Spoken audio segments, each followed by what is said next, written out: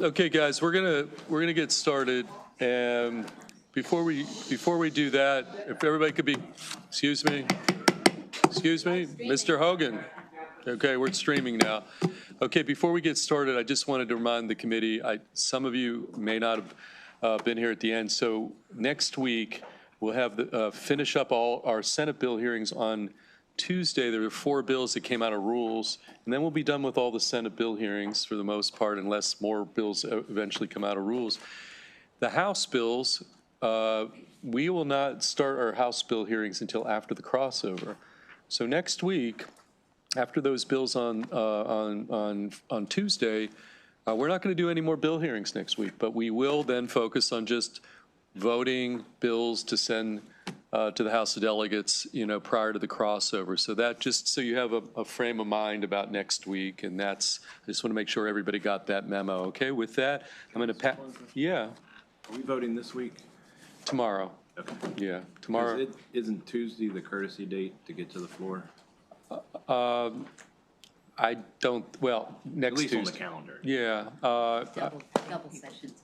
Yeah, I think next week we're probably going to do some double sessions. I wouldn't be super concerned about that. Okay? Okay.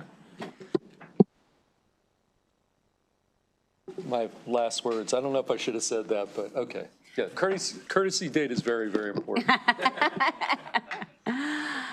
Good afternoon and welcome to EEE, the Education, Energy, and the Environment, and I always say, and Elections Committee. Just want to remind everyone to please silence your phones so that they don't interrupt us.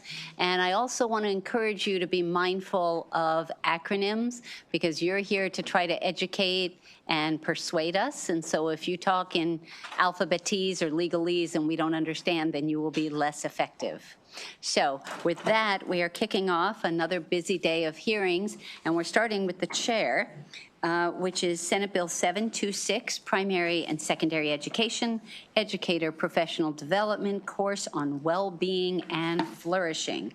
And joining him at the table, I saw Lauren Lamb. Yes, Lauren here. Also here, yeah. Tara Segre, if you're here, and Khalil Kukendall. Okay, Ms. Segre is just submitting written testimony. She couldn't appear today, and the other witnesses should be virtual. Okay, Kukendall is virtual. Is Tara Segre in person? No, she just could not make it, but she submitted written testimony. So it's only the 2 witnesses. Thank you, virtual, Mr. Chair. 1 person. Thank you for the bill. You may begin. Okay, thank you, Madam Vice Chair, colleagues. So back in 2023, this committee passed the Educator Shortage Act legislation from the governor, and we heard a lot at that time on the general topic of teacher shortages and retention. And by way of some data, we have a 2025 State of American Teacher Survey that found that 62% of teachers experience a great deal of stress related to their job. That same study found that 16% of teachers intended to leave their jobs by the end of the school year. Now, here in Maryland, according to an MSDE Education Workforce data update published last year in 2025, Maryland's teacher attrition rate for the 2024-2025 school year was 9.4%. In other words, almost 6,000 Maryland educators did not return to the teaching workforce. The negative implications of that statistic should be a major source of concern for all of us on this committee. So the issue of teacher attrition is, I would characterize as a bit of a vicious cycle. So number one, the lack of mental health resources for teachers can at times overwhelm the teachers. And this can cause them to leave the workforce, resulting again in a teacher shortage. And persistent teacher shortages lead to larger class sizes, increase the workload for the remaining teachers. And that in turn, if you're stuck with a class size too large, that's hard to manage effectively, that causes stress for the teachers, causing them to eventually begin to burn out.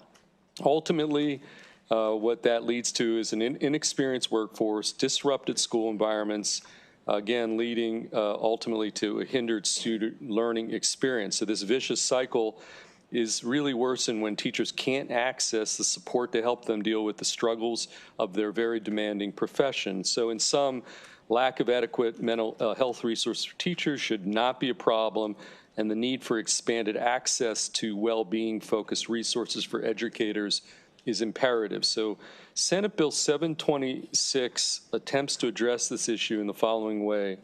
By requiring that the Maryland State Department of Education make a continuing professional development course available to all school personnel or educator on educator well-being and flourishing. It does not mandate that teachers take this course, just that it be made available. Again, a course available to all school personnel on educator well-being and flourishing. And MSDA can either develop the course, adapt an existing course, or make available an existing course developed by a third party. But the course must, number one, consist of instruction on understanding the 8 dimensions of well-being as outlined by the Federal Substance Abuse and Mental Health Services Administration. Number 2, be eligible to count towards the professional development credits required of teachers maintaining their licensure, which is, I believe, every 5 years. Number 3, to reiterate, the bill does not require teachers to take the course. It only requires that it be made available as an option for teachers to take. We have multiple other states offer same or similar programs. Many other states across the nation, again, have similar initiatives to support ultimately the well-being of teachers. The good news is that MSDA has identified and already offers an existing course currently available to Maryland educators that can be implemented as long as that course is still offered, which is not guaranteed in perpetuity.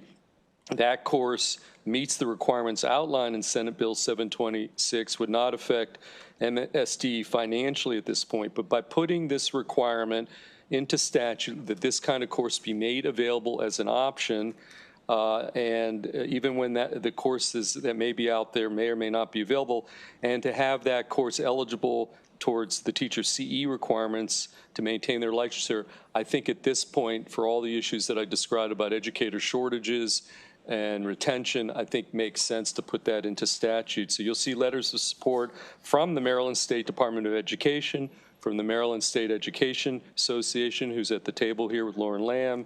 And for those reasons, Madam Vice Chair, I'd request a favorable report on Senate Bill 726. So it's a pretty narrow, straightforward piece of legislation. Thank you, Mr. Chair. Lauren Lamb, why don't you give us, and you'll be on the clock, up to 2 minutes. Thank you, Vice Chair Kagan, members of the committee. Thank you for your time today. My name is Lauren Lamb, representing the Maryland State Education Association, which represents 76,000 public school educators across the state. Every 5 years, educators must renew their licenses, and one of the requirements to do so is to accrue 90 professional development points. Teachers have some flexibility in which professional development courses they take based on which professional practices and subjects they wish to develop. But one area that is rarely addressed is teacher well-being as they navigate the demands of their roles. Teachers report high levels of demoralization, burnout, and the emotional effects of being asked to do more with less. We must be clear, a training on well-being is no replacement for sustainable caseloads, adequate pay, and safe working conditions. And we must continue advancing those aims to make teaching an attractive long-term career prospect. But what we can accomplish by offering this training on holistic well-being is offering actionable strategies to teachers that highlight the importance of their own health and fulfillment. When educators thrive, they are that much more empowered to lift up students. The strategies in this training will have positive secondary effects for teacher retention and for the students our teachers serve, including when teachers are implementing state standards on social-emotional wellness. We appreciate this effort to bring attention to teacher well-being and flourishing, and we urge the committee to issue a favorable report. Thank you. Thank you, Ms. Lamb, for all you do to lift up our educators. Colleagues, do you have questions for either the chair or for Ms. Lamb? Senator Carozza. Thank you, Madam Vice Chair. Thank you, Chair Feldman, for the bill. Don't forget, we do have one virtual witness as well. I checked. Not in the queue? Okay. Yep, Sorry. we had 2 other people sign up, but neither is available. No problem. Okay. Senator Carozza. Thank you, Chair Feldman, for this bill. And I just wanted to confirm that the fiscal note says that local school system finances are not affected as the bill does not require local school systems to develop, provide, or mandate participation in the course. And I'm saying that because I'm looking at my Somerset County Superintendent. So I just think if there were any questions along that, thank you. Thank you for the bill. I see no other questions for these two wonderful witnesses. Therefore, that completes the hearing on Senate Bill 726. Before I shift the chairmanship back to the chair, I just want to acknowledge that I've got two wonderful guests here with me today. My shadow that I introduced on the Senate floor this morning is D'Artagnan Swift Williams, who runs data and 311 and all that for Baltimore City, and it's a pleasure to have him with me. And then I'm very excited that Ben Williams, who I worked with at the National Conference of State Legislatures on the Elections and Redistricting Committee, where I was vice chair nationally for a number of years. Ben, who worked with at NCSL for a number of years and was a great partner, who has left NCSL, but he was kind enough to come visit me today in Annapolis and say they are both watching what we are doing today. So thank you for welcoming them. Thank you. Mr. Chair. Okay, thank you, Madam Vice Chair. We're going to turn to our Talbot County Senator bill. Is Senator Mounts, who was here earlier? Oh, there he is. Okay, we're on Senate Bill 612. And Senator Mounts, you are the only witness on this piece of legislation on behalf of the Talbot County Senators. Thank you, Mr. Chair, Madam Vice Chair, distinguished committee members. It's an honor to present Senate Bill 612. Senate Bill 612 allows the Talbot County Board of Education to implement an alternative school scheduling model that prioritizes total instruction hours over the additional 180-day calendar requirement. This is identical to what has been done in Anne Arundel County. I'm sure you're familiar with it. It's something that the school board is very anxious to do, the administration and the county, for that matter. Didn't look in the mirror. I'm sorry about. It's a bad hair day over here, sir. Anyway, it's a wonderful concept. It's worked very well in Anne Arundel County, and I'd urge your support and favorable report. Okay, any question for Senator Mounts? Seeing none, that concludes bill hearing on Senate Bill 612, and you can stand. Are you back here on behalf of? Well, who's here on behalf of the Caroline County? No, I'm sorry. I believe Senator Hershey and I both represent Caroline County. We have the Senate President up at Senate Finance right now, so I believe I'm going to present that legislation. Okay, Senate Bill 705 on behalf of the Caroline County Senators. And we do have signed up Senator Hershey and Bruce Biriano here. Okay, so those two are not here, so the floor is yours, Senator Mounts, on Caroline County Senator Delegation Bill, Senate Bill 705.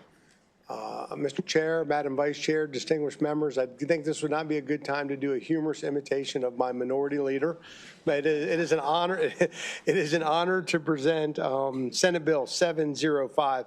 This legislation is just like their local bills. They've been approved by the county, and they simply adjust the compensation for the Caroline County Board of Education for president and voting member. They would increase from $4,000 for president, $3,500 for voting member, to $6,000 for president and $5,500 for voting member. It was approved by the county, by the board, and urge your favorable report. Okay, thank you. Questions for Senator Mounts on Senate Bill 705? Seeing none, that concludes bill hearing on Senate Bill 705. Okay, thank you, Senator Mounts. Sticking with the Eastern Shore, we're going to go to Senator Carrozza. It's Senate Bill 728.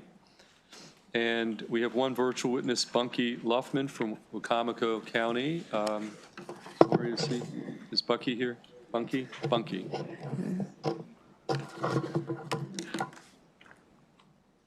Is he in the queue? Okay, we do have Bunky Huffman. Thank here. you. Bunky Luffman, I apologize. Bunky Luffman. Good afternoon, colleagues and friends of the esteemed Senate Education, Energy, and Environment Committee. For the record, Senator Mary Beth Carrozza, representing Maryland's coast, Worcester, Wicomico, and Somerset counties. And I am pleased to present a bill to you that will benefit the students of Del Mar High School, those who live in Del Mar, Maryland. And this bill is the Community College Promise Scholarship. This bill, Senate Bill 728, would allow students from Del Mar, Maryland, who attend and graduate from Del Mar High School to be eligible for the Maryland Community College Promise Scholarship. The Del Mar School District has two physical locations: Del Mar Elementary School, which is in Del Mar, Maryland, and Del Mar Middle and Senior High School, home of the Wildcats and field hockey state champions for 9 consecutive years, which is located in Del Mar, Delaware. These Del Mar, Maryland students are Maryland residents, yet as their local high school building is physically located in Del Mar, Delaware, they are currently prevented from accessing the Promise Scholarship. So just to be clear, in case and I invite you all of my colleagues to Del Mar, the town of Del Mar lies half in Maryland and half in Delaware, as the state line runs down the middle of State Street. The town is named after the first syllables of Delaware and Maryland, Del Mar, highlighting its bi-state culture. And I am very proud to represent this town with these unique circumstances, but I have to point out it can sometimes lead to unique issues like this bill intends to address. Currently, Delaware residents who graduate from Del Mar High School are eligible to receive the Inspire Scholarship, which funds 4 years of full tuition at Delaware State University, or the SEED Scholarship, which funds up to 10 semesters to complete programs through the Delaware Technical Community College. Maryland residents who graduate from Del Mar High School, estimated at 61 out of 161 for the 2026 graduating class, and 77 out of the 181 for the 2027 graduating class, are faced with the difficulty of funding their post-secondary education without the resources available to their Delaware peers. The Maryland Community College Promise Scholarship is a last dollar scholarship for students who enroll at a Maryland community college. Eligible students can receive up to $5,000 to cover any remaining tuition and mandatory fee expenses after federal or state financial aid has been applied. This scholarship lowers the financial barriers to earning workforce-relevant credentials, increase first-year college enrollment, and helps students enter the high-demand local fields with marketable skills. Maryland Del Mar High School students should not be denied eligibility and opportunities to benefit from the Maryland Community College Promise Scholarship due to the physical location of their high school located in Del Mar, Delaware. I'd like to point out the strong support for this local bill, for this bill that does benefit Del Mar. It's supported by the Wicomico County Executive, and we have our Administrator, Bunky Lothman, who is a former Del Mar Town Council member, Commissioner, and also we have our and now as the administrator for Wicomico County overall. This bill is also supported by the Maryland Higher Education Commission, the Maryland Association of Community Colleges, the Del Mar School District, and Warwick Community College. So with that, I ask for a swift and favorable report of Senate Bill 728, and I'm looking forward to Bunky Lothman telling us a little bit more about the unique nature of Del Mar. Thank you. Okay, Bunky, the floor is yours. You've been introduced, and you've got up to 2 minutes to testify on Senate Bill 728. Yes, thank you, sir. Thank you, Chairman and members of the committee. Thank you for the privilege for allowing me to testify on SB 728 today. As introduced, Bunky Lothman, Director of Administration. But in addition to that role, I'm also a graduate of Del Mar High School. I'm the father of 3 boys. One is also a graduate of Del Mar High School, and the youngest 2 are current members of Del Mar High School. Del Mar is incredibly unique, as the senator said. For example, we're incorporated on both sides of the state line. So we have 2 mayors, 2 town councils. Delegate Carl Anderton was a previous mayor of ours, who many of you probably know. They meet jointly and pass a joint budget to run town operations. So Growing up in Delmar, I'm sort of used to this, and I forget how unique it is sometimes, but we are incredibly unique. This legislation addresses our unique geographic situation that faces our Delmar, Maryland students when they cross the line to get their diploma. I think it was just inadvertently, and this just corrects the gap. Expanding the eligibility for these students is workforce development for the Eastern Shore and encourages more local graduates to continue their education and training, and removing the barrier from the promised scholarship. And they'll get to go to our great Warwick Community College, led by our great Dr. Deb Casey. And as the senator said, we have both school superintendents, Warwick, and some state stakeholders as well. Our county council also approves of this, and my boss, the county executive, as a former public school teacher, 17 years, and she obviously is very in favor of this as well. So we ask in the words of and my senator, we ask for a swift, favorable report on this bill. Thank you very much. Okay, thank you, sir. Any questions for Senator Carrozza or our virtual witness from Wacomico County? Okay, seeing none, that concludes bill hearing on Senate Bill 728. Senator Carrozza, we'll go to your next bill, Senate Bill 486. And I've got Robin Elliott as your a sponsor panelist, Randall Allen. Dr. Allen. UMES here as well. And we also have not testifying, but here for informational purposes, the Physician's Assistants Department Chair of the University of Maryland Eastern Shore, Nicole Wooten, with us. And I think I saw, I see former Senator Jim Mathias in the house from UMES as well. Welcome, Senator Mathias. Okay. Come on up. Yeah, you can come on up if you want. Okay, Senator Carrozza, why don't you present Senate Bill 486?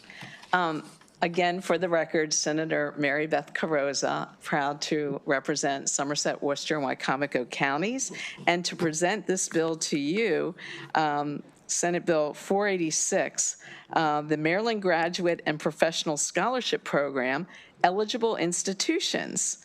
And this bill, and I first of all would like to thank my fellow members of the committee, Senators Harris and Watson, for co-sponsoring this legislation. And this legislation would expand eligibility for the Maryland Graduate and Professional Scholarship Program to include individuals attending the University of Maryland Eastern Shore enrolled in the following degree programs: the Master of Medical Science in Physician Assistant Studies, Doctor of Pharmacy, Doctor of Physical Therapy, or Doctor of Veterinarian Medicine. The Graduate and Professional Scholarship Program, administered by the Maryland Higher Education Commission, provides financial assistance to degree-seeking graduate and professional students. A recipient must be a Maryland resident, demonstrate a financial need, and the eligible schools include the University of Maryland, Baltimore Schools of Medicine, Dentistry, Law, Pharmacy, and Social Work, the University of Baltimore School of Law, the Johns Hopkins University School of Medicine, and the Virginia Maryland Regional College of Veterinary Medicine.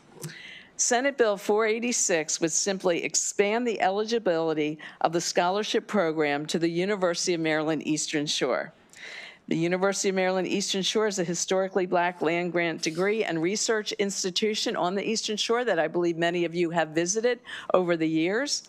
And Senate Bill 486, this legislation recognizes the critical role of the University of Maryland Eastern Shore plays in training the next generation of healthcare and forthcoming veterinarian professionals in Maryland. Graduate students are provided advanced specialized training in these needed fields, and this is especially important in our rural areas. I would also really like to highlight that Senate Bill 486 would help address the critical workforce shortage of primary care and specialty providers on the Eastern Shore by increasing these opportunities for career advancement through the University of Maryland Eastern Shore Healthcare and Veterinary Professional Schools. This legislation is supported by the University of Maryland Eastern Shore, the Maryland Higher Education Commission, the Maryland Academy of Physician Assistants, and the Maryland Pharmacists Association. And I really want to thank the team from coming up from UMES and to be here in person, and thank my panel for testifying. I am asking for a swift and favorable report on Senate Bill 486. Okay, thank you, Senator Carrozza. Okay, who wants to lead off? Okay, Ms. Elliott. Good afternoon. Robin Elliott here today on behalf of the Maryland Academy of Physician Assistants. This is really, as I was talking with Senator Carrozza a little bit earlier, full circle for us. Senator Carrozza was our incredible champion sponsor of the bill that modernized practice for physician assistants. And now what this bill does will allow people to go to the University of Maryland Eastern Shore to get that PA degree and to go practice in areas where they're most needed, including the Eastern Shore. This is part of the Maryland's work in the health department on the Rural Health Transformation Grant. PAs are an absolute focus of that grant. This bill could not have been better timed, so agree that a swift and favorable report is needed. Thank you so much. Okay, thank you. Sarah? Good afternoon, Chair Feldman, Vice Chair Kagan, members of the committee. I want to thank you for giving me a brief moment to talk about Senate Bill 486. Let me start by just thanking Senator Carrozza and also Senator Watson and Senator Harris for sponsoring the bill. Ms. Elliott and Senator Carrozza have done a great job summarizing our request. The only thing that I would add is that UMES is producing graduates who are directly addressing the dearth of healthcare practitioners on the Eastern Shore. And one thing we do know is that a significant number of our graduates do stay in the area. So not only are they contributing to the economy, but they're also making sure that they're increasing access to care. And so passing this bill would definitely defray the cost for our students as they endeavor to pursue their education. Thank you. Okay. Are you here just for questions, or you're for questions? Just for questions, and Senator Mathias is here just as eye candy. Are you just here? You want to say anything? Excuse me. I just would like to thank you, Mr. Chairman, Madam Vice Chairman, members of the committee, co-sponsors, the leadership of Senator Carrozza. And in closing, we're celebrating 138 years, University of Maryland Eastern Shore. Historic land grant, 1890 university. We're Maryland's only 1890 land grant. We're fortunate to have two, 1862 with College Park and us down at Princess Anne. I'd like to invite you, first of all, I want to bring gratitude and appreciation and an invitation from Madam President. If you're out doing some site visits on the shore or any other time, I'd love to see you come down and see your money's at work. With some good luck, blessings, and all the right stuff, we have, we made the playoffs. We have the accreditation folks coming back for the third time for the veterinary school program in late June. And send us your best wishes, because you have sent us tremendous support. And it's good to see Senator Harris here in the seat, and we welcome you all aboard. Thank you so much. Okay, thanks, Jim. Okay, any questions? Could Ms. Witten just introduce herself and her position? Absolutely. Yes, hi, my name is Nicole Wooten, and I'm the Program Director and Department Chair for the University of Maryland Eastern Shore's PA program, and I appreciate you all listening to our bill. Welcome, welcome. Thank you all. Okay. Oh, yes, thank you all for coming. Yes. Oh, sorry. Okay, any questions for Senator Carrozza or this august panel of witnesses? Okay, that concludes bill hearing on Senate Bill 486. Thank you all. Good to see you, Jim. Okay, that brings us to our third and final Carrozza bill, Senate Bill 508. And I've got another Mathias, Sam Mathias on your panel, David Bromwell. And then we have a few additional witnesses after that. But as far as sponsored panelists, David Bromwell, Sam Mathias are the two listed witnesses. So Senator Carrozza, Senate Bill 508. Thank you, Mr. Chair. Again, for the third time, for the record, Senator Mary Beth Carrozza, proud to represent Somerset, Worcester, and Wycomico counties, and I am here to present Senate Bill 508, Somerset County Board of Education alterations as amended. And this local bill would update Maryland statute regarding several processes of the Somerset County Board of Education, with the most urgent to bring the board into compliance with the Open Meetings Act and to clarify the county board may take actions in executive session in accordance with the Open Meetings Act.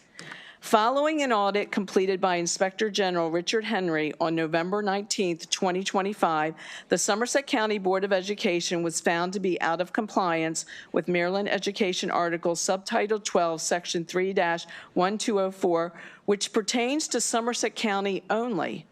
The Somerset County Board of Education is committed to adhering to all applicable laws and statutory obligations. However, Section 3-1204, which states that all final actions of the county board shall be taken at a public meeting, has led to confusion about which actions the Somerset County Board of Education can and cannot take in executive session, unlike the clear and specific language in the Open Meetings Act. This emergency legislation would provide immediate clarity in statute that the Somerset County Board of Education must comply with the Open Meetings Act only, which would allow the board to promptly proceed with important functions, such as engaging in collective bargaining with the Maryland Teachers Association, voting on matters subject to attorney-client privilege, and engaging in disclosures on personnel matters and student discipline. This local bill would also allow the county commissioners of Somerset County to appoint a qualified individual to fill any vacancy on the board for the remainder of the term and until a successor is elected and qualifies. 14 other Maryland counties allow the appointment of a local Board of Education member by the county commission or county council, and 2 of those are in my district, Worcester and Wycomico, so we would be adding Somerset. In addition, Senate Bill 508 creates the statutory authority to add 2 student board members, one from each public high school in Somerset County, to the Somerset County Board of Education.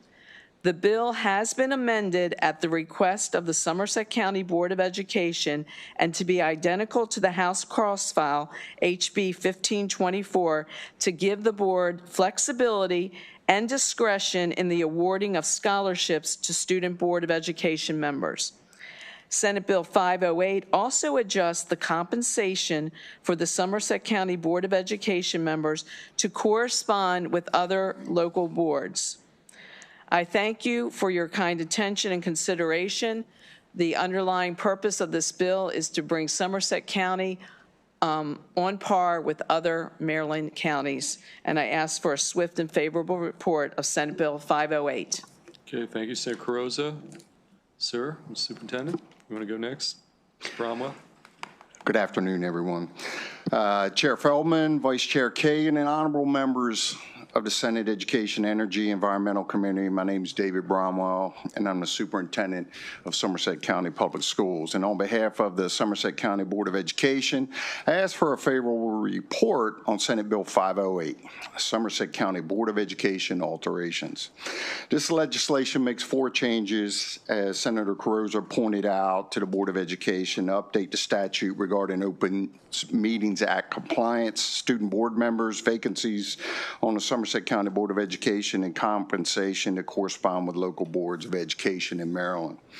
It became clear to me after being involved with 64 official monthly Board of Education meetings and countless work sessions at my previous district in Dorchester County and now in Somerset County that clarification in statute is needed to prevent confusion about which actions the Somerset County Board of Education can and cannot take in executive session and to be in compliance with the Open Meetings Act. Senate Bill 508 also creates statutory authority to add 2 student board members, 1 from each public high school in Somerset County. It allows Somerset County commissioners to appoint a qualified individual to fill any vacancy on the Somerset County Board of Education that I've had issues with, not only in Somerset but Dorchester, and create a successor and an elected consistent with the other 14 Maryland counties, and adjust the compensation of Somerset County Board of Education to be on par with local boards. Thank you for consideration to this important local bill, and I respectfully request a favorable report on Senate Bill 508. But I also want to say that the transparency since I've been on board, not only with my board members, the community, as well as the county council, is greatly improving. If there are any kind of unfavorable information that's flying about out there, that I'll certainly be willing to answer. Thank you. Okay, thank you, Mr. Superintendent. Let's go to Mr. Mathias next. Thank you, Mr. Chair. Sam Mathias from the Maryland Association Boards of Education. Takes no position on local bills, but I'm here to answer any questions. Okay. Actually, before we take questions, you actually are here for informational purposes. We have another virtual witness purely for information. Oh, let's take we're going to take Phaedra Spencer from Somerset Education Association here, not taking a position, also just purely for informational purpose only. So why don't we take your testimony next, and we'll take questions, okay? So why don't you proceed? You're on the up to 2-minute clock. Ms. Spencer. Hi, sorry, good afternoon. Good afternoon, Chair Feldman, Vice Chair Keegan, and members of the committee. My name is Phaedra Spencer, and I'm the president of the Somerset Education Association. I'm here today to speak about Senate Bill 508. We are concerned with the potential change of appointment of members to the Board of Education if someone is unable to fulfill their term. This responsibility currently belongs to the governor, and we do not believe that removing that authority to instead allow county commissioners to make appointments is in the best interest of our schools. Salaries and compensation are difficult to agree upon, especially in small counties where money is tight.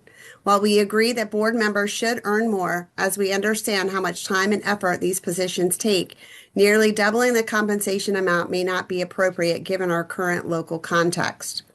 We agree that the Board of Education must be able to meet in closed session with our Human Resources Department, especially since this is an important feature of contract negotiations. We are concerned about elements of this bill, and we look forward to the opportunity to collaborate with the sponsors to discuss revisions. Thank you very much. Okay. Now, you signed up as informational, not taking a position. You did sound not necessarily in that posture, but let's put that aside. Okay, we'll take questions now, and then we do have one additional witness who is unfavorable after that. No, that's okay. Okay. Vice Chair Kagan.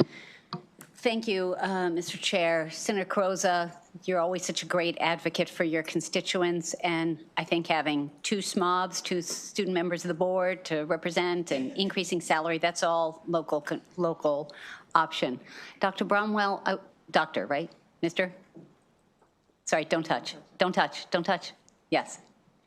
There no, ma'am. She's the one with the I was close, but no, ma'am. I'm not a doctor. Okay. All right. I get it.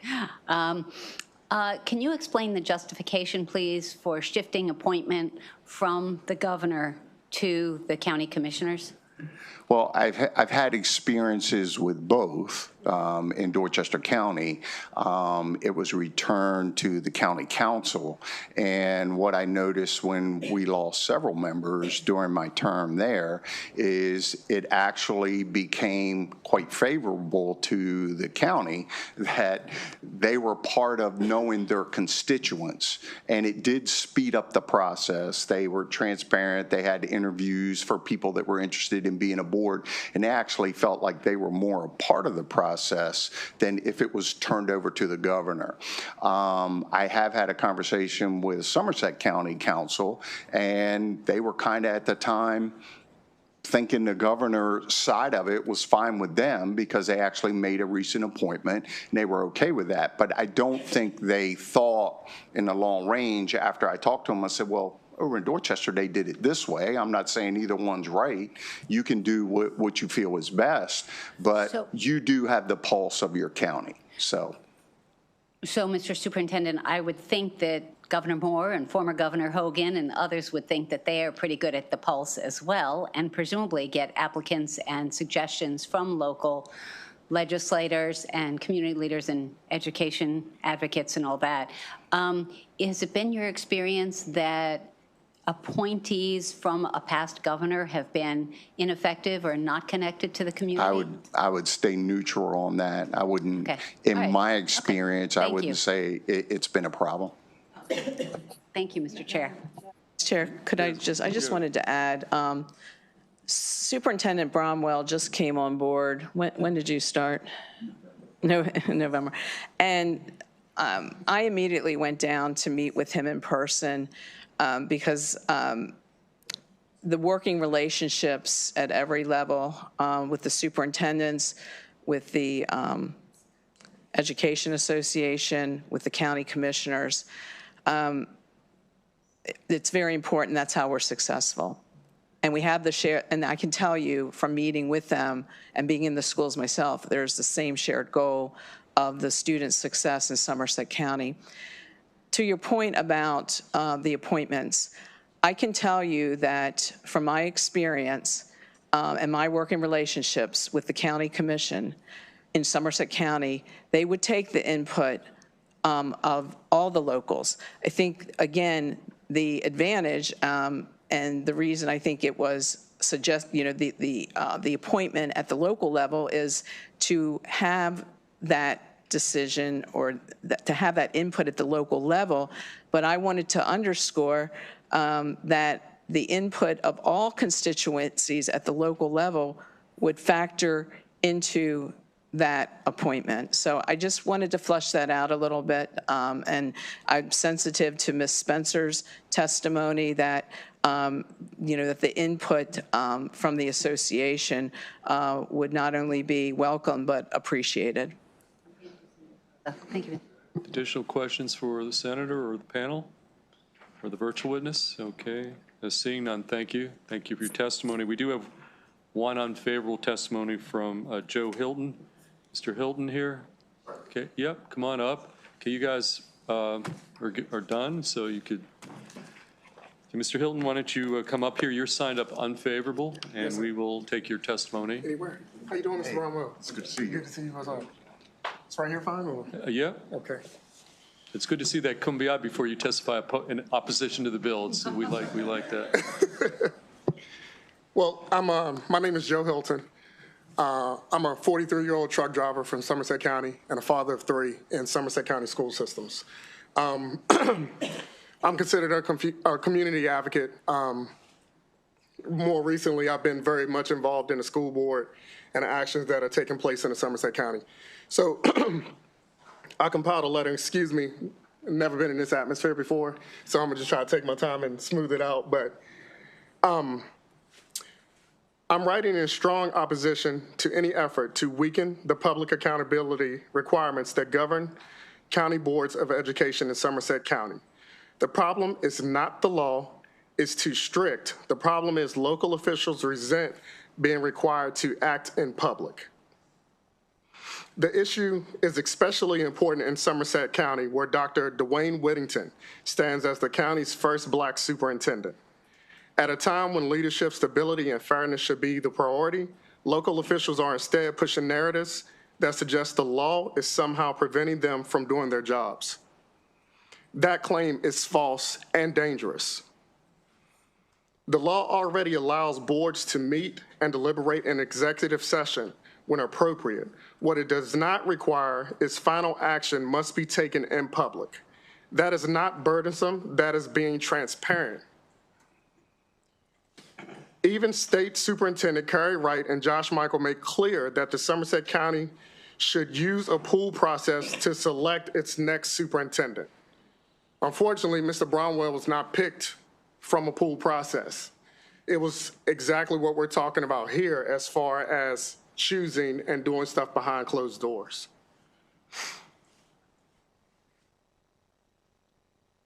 That guidance reflects the very principle at stake here. Important public decisions should be handled openly, fairly, and with integrity, not through closed-door maneuvering protected from public view.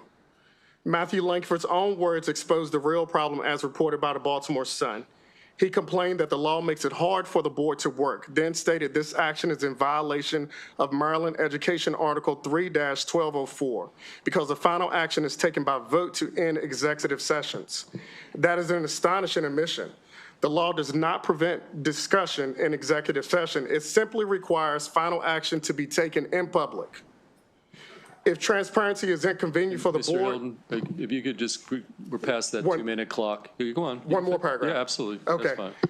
It simply requires the final action to take in public. If transparency is inconvenient for the board, that is not a defect in the law. It is an indictment of how the board prefers to operate. Maryland should not reward boards that resist transparency by changing the law to suit them. Legislators should reject any attempt to make public bodies less accountable, especially in cases where officials are already showing open frustrations with public oversight. The answer is not weaker transparency laws. The answer is better leadership. Thank you for your time. Okay, thank you for your testimony. We'll take questions now. Vice Chair Kagan, then we'll go to Senator Carrozza, the sponsor. Thank you, Mr. Chair. Mr. Hilton, thank you for being with us. You did a great job. So if you were nervous, it didn't show. Just wanted you to know that this committee has already unanimously passed a law that is in keeping with laws that we have worked on over the past bunch of years, starting with the State Board of Elections and then our local boards of elections, all our state departments and agencies, and this year it was our local school boards. And it requires posting of meeting materials and the agenda at least 48 hours in advance, live stream the meeting, and then post the minutes within 48 hours after they have been approved, and archive all of that. And I'm going from memory, I think it's for at least 5 years. So whether or not Somerset is doing that today, I suspect that the will of transparency, if it's not when this bill passes and gets signed into law, then certainly it doesn't take law to do the right thing and be transparent. So with the Maryland Association of Boards of Education, with the superintendent here, I suspect that you've been heard, and they can change their practices at any point, even before the law goes into effect. So thank you for advocacy. Okay, that wasn't really a question. So Isn't that so, Mr. Hilton? So Senator Carrozza, do you have a question for the witness? Thank you. And I want to thank you for making the effort to come up, and I know how much you care about our community. I just wanted to make sure that you understood that the bill itself, again, it's focused on processes to bring Somerset County on par with other counties. So I think some of the issues that you're raising from the past with transparency and accountability, that this bill puts Somerset County in line with every other county.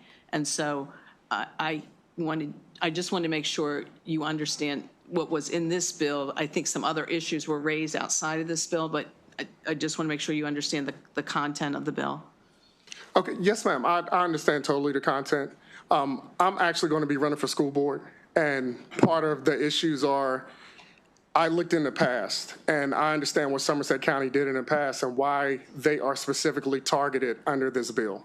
And if you research Dwayne Whittington, you will understand totally why that is in effect. And I think we don't want to have history repeat itself again. And that's why the bill is specifically targeting Somerset County as far as the votes and everything. And again, I think I contacted you maybe 4 weeks ago about speaking on this and talking about it. I never got any reply back from you. But this is something that I wanted to talk to you about specifically because I saw that you were in favor of it. Now, again, I don't want to take Somerset County back down a road that we've already been before. Again, Dwayne Whittington, he was fired. He lost his job, and Somerset County suffered a large lawsuit because of it. Still my tax money. I don't want to give it frivolously. You know what I'm saying? Okay, right. I appreciate that. I'm just going to stay focused on the bill, but thank you. Okay, additional questions for our witness, Mr. Hilton? Mr. Hilton, thank you for your testimony. Thank you, guys. And that's going to conclude the bill here on Senate Bill 508. We go to Senator Watson on Senate Bill 383. Is Patrick Hogan here? Mr. Hogan here? Saw him earlier. Okay, well, if Patrick Hogan shows up, we'll get him at the witness stand. Senator Watson? Yep, good afternoon, Chair, Vice Chair, colleagues. Before we get started, let me acknowledge from Prince George's County Public Schools, the Superintendent of PGCPS, Dr. Sean Joseph, the Chief of Staff, Dr. Deanne Collins, and our superstar Deputy Chief of Staff, Megan Thornton here from Prince George's County Public Schools. We thank you for being here. Mr. Chair, my intern really wants to present this bill, and her name is Savannah Grooms, and I'm going to allow her to do that. And while Savannah's taking a stand, Patrick Hogan, why don't you come up? We're on this bill, and you're on the sponsor panel with favorable with amendment testimony. Savannah, you can take all the time you need to present Senate Bill 383. Thank you so much. Good afternoon, Chair Feldman, Vice Chair Kagan, and the members of the best committee of the Senate. That's really, you've been trained very well. I think Senator Watson told you to say that. For the record, my name is Savannah Grooms. I'm Senator Watson's intern, and he's a proud sponsor of Senate Bill 383, Higher Education Institutions of Post-Secondary Education Advertising. This bill makes a small but important change to the Maryland law governing post-secondary education. Under current law, a private career school must receive a certificate of approval from the Maryland Higher Education Commission before it can advertise its programs or even communicate with potential students. That requirement provides important oversight, but also creates real challenges for new schools as they are preparing to open and need to let people know they exist. Senate Bill 383 helps solve that problem. The bill allows the Secretary of Higher Education to permit an applicant school to advertise limited information and collect contact info from future students while their application is still under review. This simply allows schools to start building interest in connecting with future students while they complete the approval process. Just as importantly, the bill includes strong consumer protections. School may only advertise basic information, for example, their anticipated opening date, the programs they plan to offer, and how people can learn more. Every advertisement must also clearly state that the school certificate program of approval is still pending with the Maryland Higher Education Commission. So there is a transparency for our future students. The bill also makes one thing very clear. Schools cannot collect any fees or enter enrollment agreements until they receive full approval. In other words, they can build awareness, but they cannot take money or formally enroll students. This bill also directs the Secretary to adopt regulations for this process that ensures proper oversight and accountability. Overall, this legislation strikes a balanced approach. It helps new institutions prepare for opening, and it continues to protect students through transparency and clear rules. As Maryland continues to expand workforce training, especially in skilled trades, technical fields, and emerging industries, post-secondary institutions play a key role in preparing for the next generation of workers. Senator Watson has also submitted an amendment to include all institutions of post-secondary education. This helps ensure a level playing field for any institution interested in expanding in Maryland. For these reasons, we respectfully request a favorable report on Senate Bill 383 as amended. That was better than anything Senator Watson's ever presented this committee. Okay, so Mr. Hogan, you're up next. Good job, Savannah. Thank you, Mr. Chairman, Madam Vice Chair, members of the committee, and thank you to Senator Watson for introducing this bill. For the record, I'm Patrick Hogan with Cornerstone Government Affairs here on behalf of our client Lincoln Tech. Savannah did an outstanding job explaining the bill, so I will shorten my testimony and just say that Lincoln Tech, as some of you know, they have a campus in Howard County. I know the chair has been there, vice chair has been there. They are planning to open an additional campus in Prince George's County, and they're working to finalize a lease on the former Strayer site in Suitland. and their inability to advertise before opening will cause them to incur weeks or even months of operating costs without the associated revenue from potential students. And these costs are really an unnecessary financial barrier for Maryland educational institutions who are offering alternative career pathways. So under the bill as introduced, Lincoln Tech is not eligible, is not one of the institutions eligible to take advantage of this early advertising, but with the amendment that the center has offered, Lincoln Tech would be eligible. They are not technically a private career school, although they would be encompassed in the new definition, which is for post-secondary institutions. They are a degree-granting institution, which is why there's that distinction. So with that amendment, they would be able to take advantage of this, and with the amendment, Lincoln Tech requests a favorable report on this bill. Okay, thank you. Questions for the sponsor, for Mr. Hogan? Okay, seeing none, that concludes bill hearing on Senate Bill 383. And we're going to next go to Senator Henson on Senate Bill 657. Senator?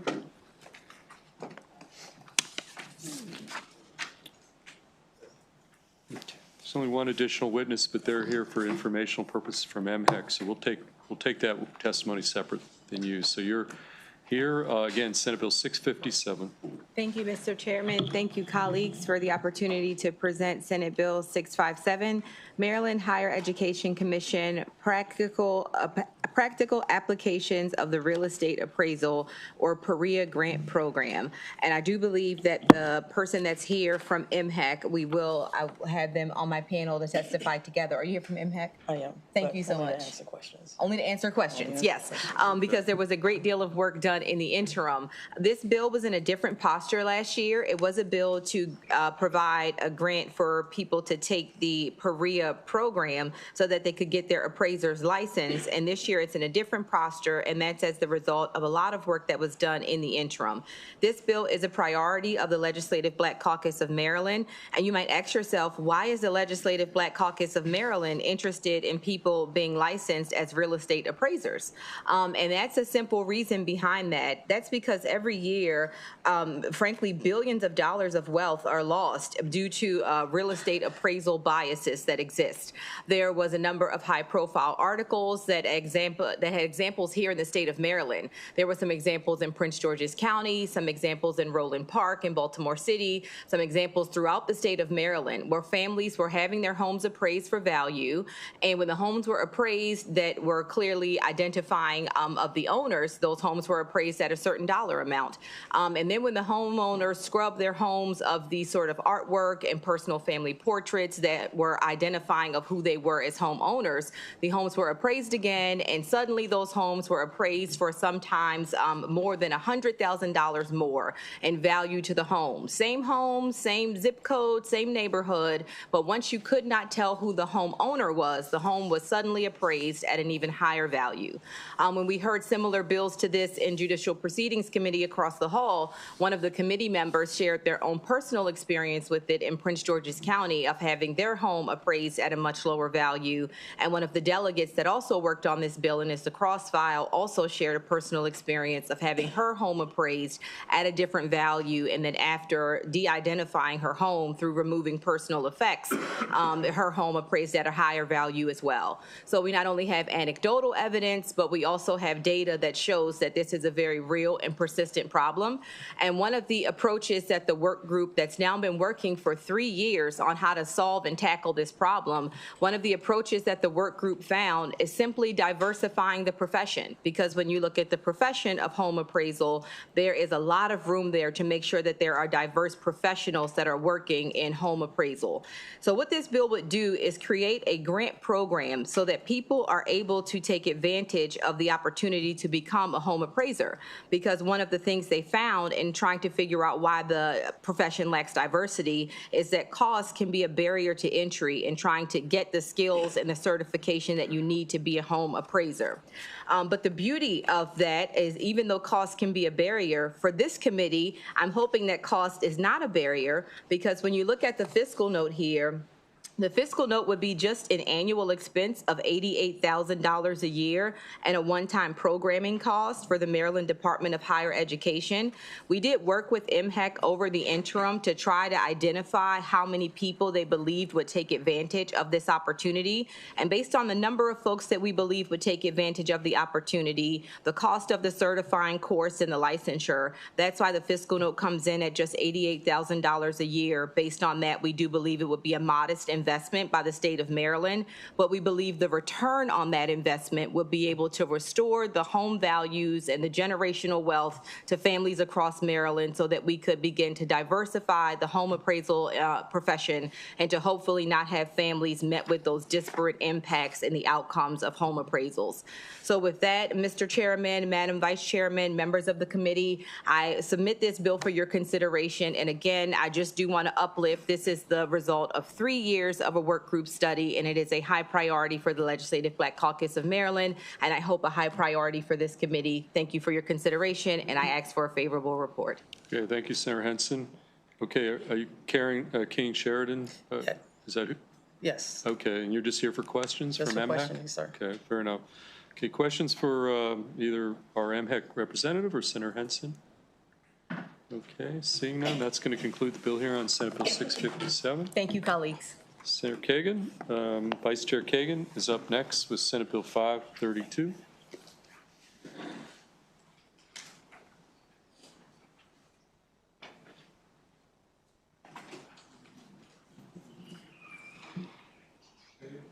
I happen to know former Senator Ariana Kelly signed up, but she will not be here.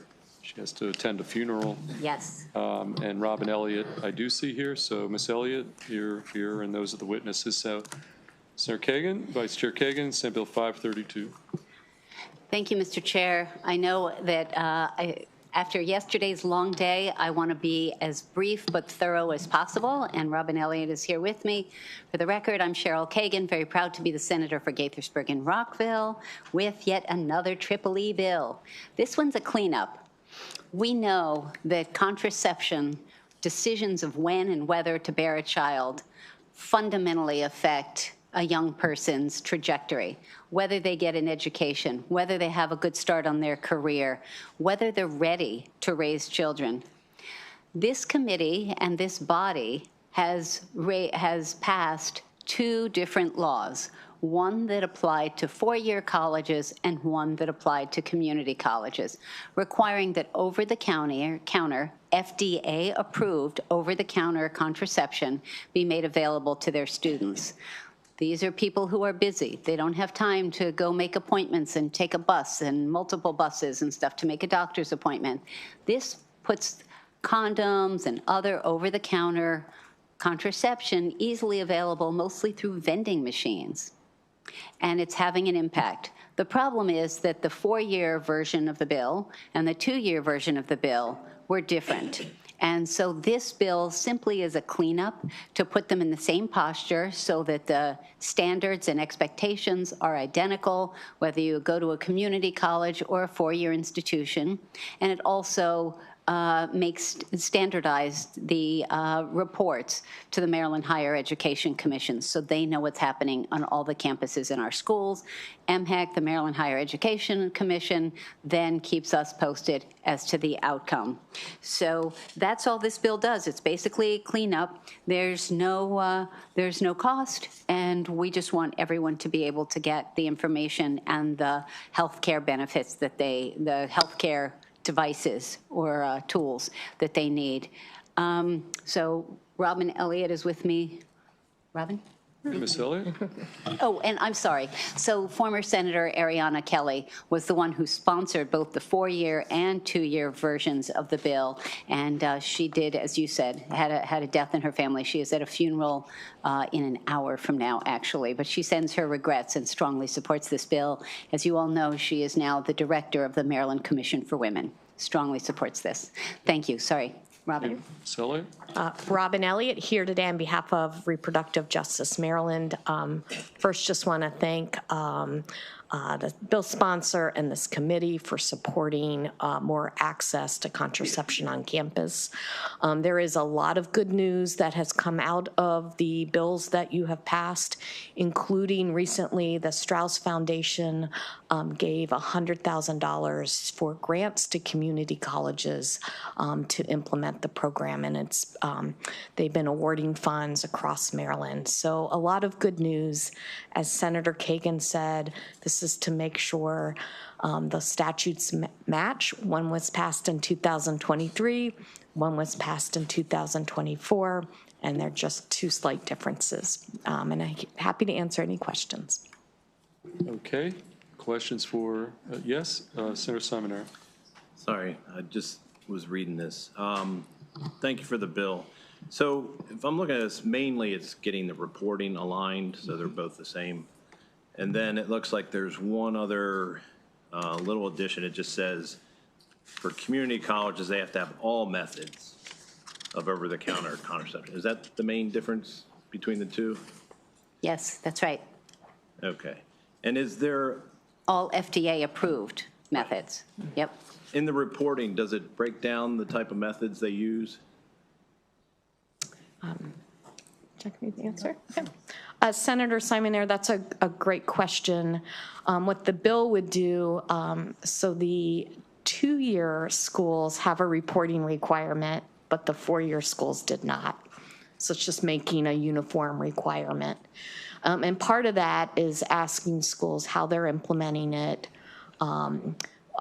what sort of methodology they're using, whether it is a vending machine, some have them in free in a sort of a almost their pantry. And then the MHAC can add also additional information as our understanding of this bill grows. So it does also collect information on what contraceptive methods are being offered. Okay. You said collected. My question was the reporting. Do they report that information they collected? Yes, I'm sorry. Yes, they report, each school reports it to the Maryland Higher Education Commission, who then in turn aggregates it and reports it out to you all. Okay. And you received the first report probably about 2 months ago.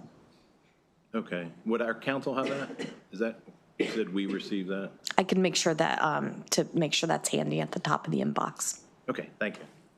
Additional questions for Vice Chair Kagan or Ms. Elliott? Okay, seeing none, that concludes bill hearing on Senate Bill 532. Thank you. I'm going to go stay there. And Vice Chair on Senate Bill 595. And thank you, Mr. go right Chair. there. You're the only witness on this piece of legislation. I am the only witness. Okay. So for the record, colleagues, Cheryl Kagan, very proud to be the senator for Gaithersburg and Rockville. We just heard a bill from Somerset County that would that addressed in part the concept of filling vacancies on our boards of education. In general, I opposed state mandates and telling our counties what to do. In general, I oppose curricular mandates. I don't like the thou shalt do this, because in general, I think that our 24 counties are different and they have should have local control.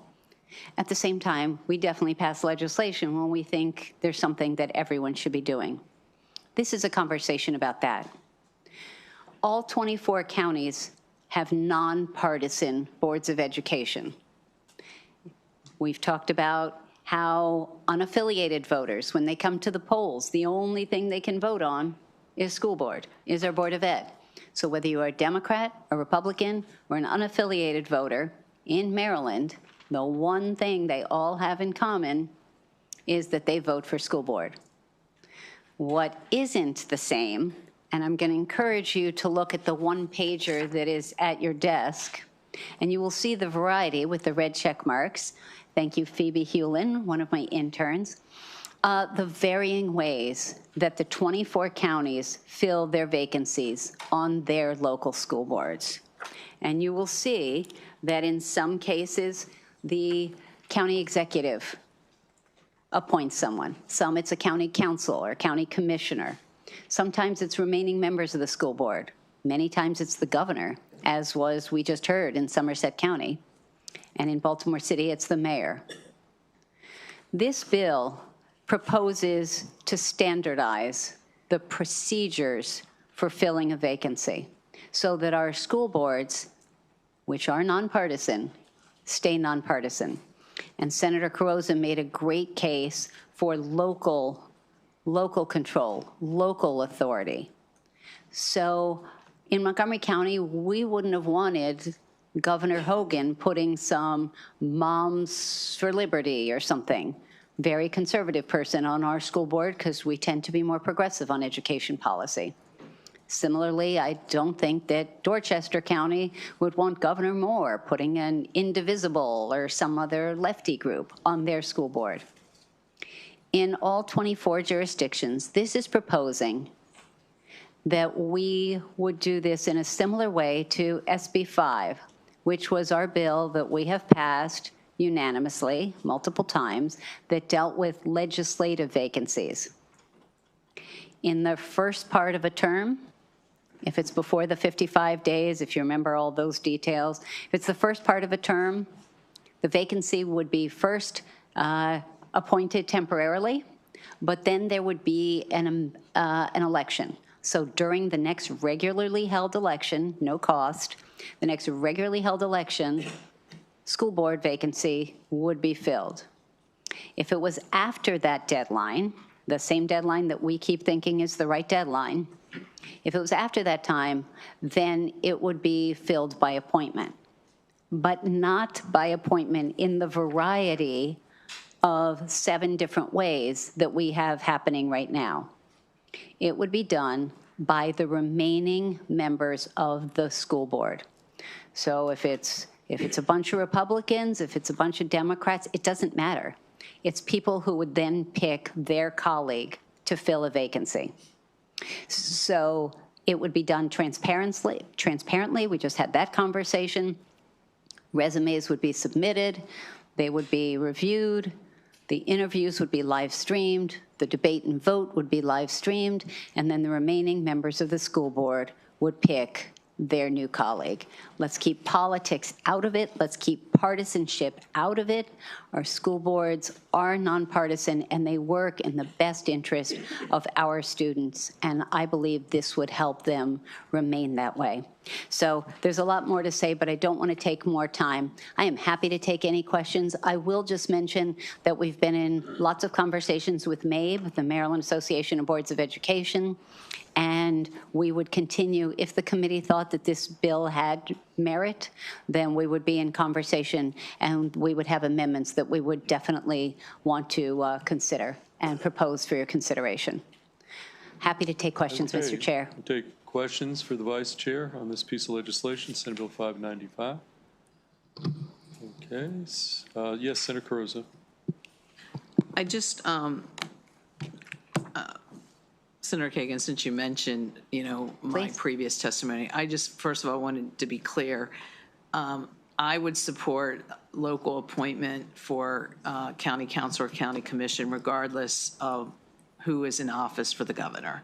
So I just been consistent about, I believe that as much local control that we can give our locals because in filling those vacancies. So I didn't want it perceived that, I was supporting this local appointment because there was a Democrat as governor. I would support local appointment regardless. So I just want one, and then two, and I'm just, because I was trying to understand the bill, and you kind of walk through it, but so the difference in this is that it would trigger the special election, so that would be new, and then how you fill the vacancy would also, so it's altering the current appointments process, which, as you showed here, had seven different ways, obviously giving it kind of, which reflects the local flexibility. But your change would be, this is the standardized process that every local jurisdiction would follow. Thank you, Senator Croza, and thank you for your clarification. So as the point you made about locals know best, the challenge is that our local county council members, our local county commissioners, our local county executives, yes, they're local, but they are all already elected in partisan elections. Our school board is nonpartisan. The concept of special elections, I just want to be clear, it's not a new election, it's not a different election. In the same way as legislative vacancies, if SB 5 is approved by the voters this November, it's just adding on a school board vacancy to a ballot that's already being voted by anyone from any party or no party. So there's no extra cost, there's no extra election, there's no extra burden on our local boards of elections. So it would just fill the vacancy. In the meantime, there could be a placeholder, so there's no vacancy, there's no delay, and so a vacancy could be appointed and filled right away, especially if you're thinking about a school board that, might just have 4 or 5 people on it. We want to make sure that there's not a vacancy. So 2 years in, at some point, depending on when the vacancy is, it might be 6 months or whatever, that would be filled by the voters. And that's democracy. That's what we want for our legislative vacancies, and that's what I'm proposing for our school board vacancies. After the cutoff, after it's too late to be on the midterm ballot, then it would be an appointment, as there is now. The thing that I'm proposing that would be different would be that it would be selected rather than the governor, rather than the county exec or county commissioners. It would be appointed by the remaining members of the nonpartisan school board. And there is one county that's doing that right now, and that is Caroline County. I think we should be following Caroline County's pattern of having remaining school board members pick their colleague that they want to serve with in a nonpartisan way. Thank you. That's a good explanation. Thanks. Okay, thank you, Senator Croza. Questions for the Vice Chair? Okay, seeing none, thank you. That's thank you all. Conclude the bill hearing on Senate Bill 595. Before we get to Senator Alonzo Washington, he's got 3 bills. Senator McKay, you have a bill with just 1 witness. Why don't we take you up, and then we'll go to Senator Washington for his 3 bills. Yeah, we've got 1 witness, James Klauber. And we can get that on the table. So we're on Senate Bill 478, and then we'll go to Senator Alonzo Washington. Thank you, Mr. Chair, Madam Chair, members of the committee. Senator Mike McKay here to present Senate Bill 478. 478 expands equitable access to dual enrollment opportunities.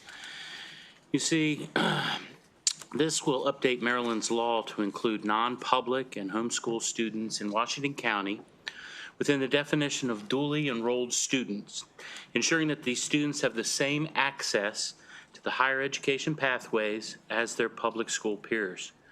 You see, it ensures eligibility for existing state financial aid programs, for part-time grant program, as well as the Early College Access Grant, helping families manage the cost of college-level coursework.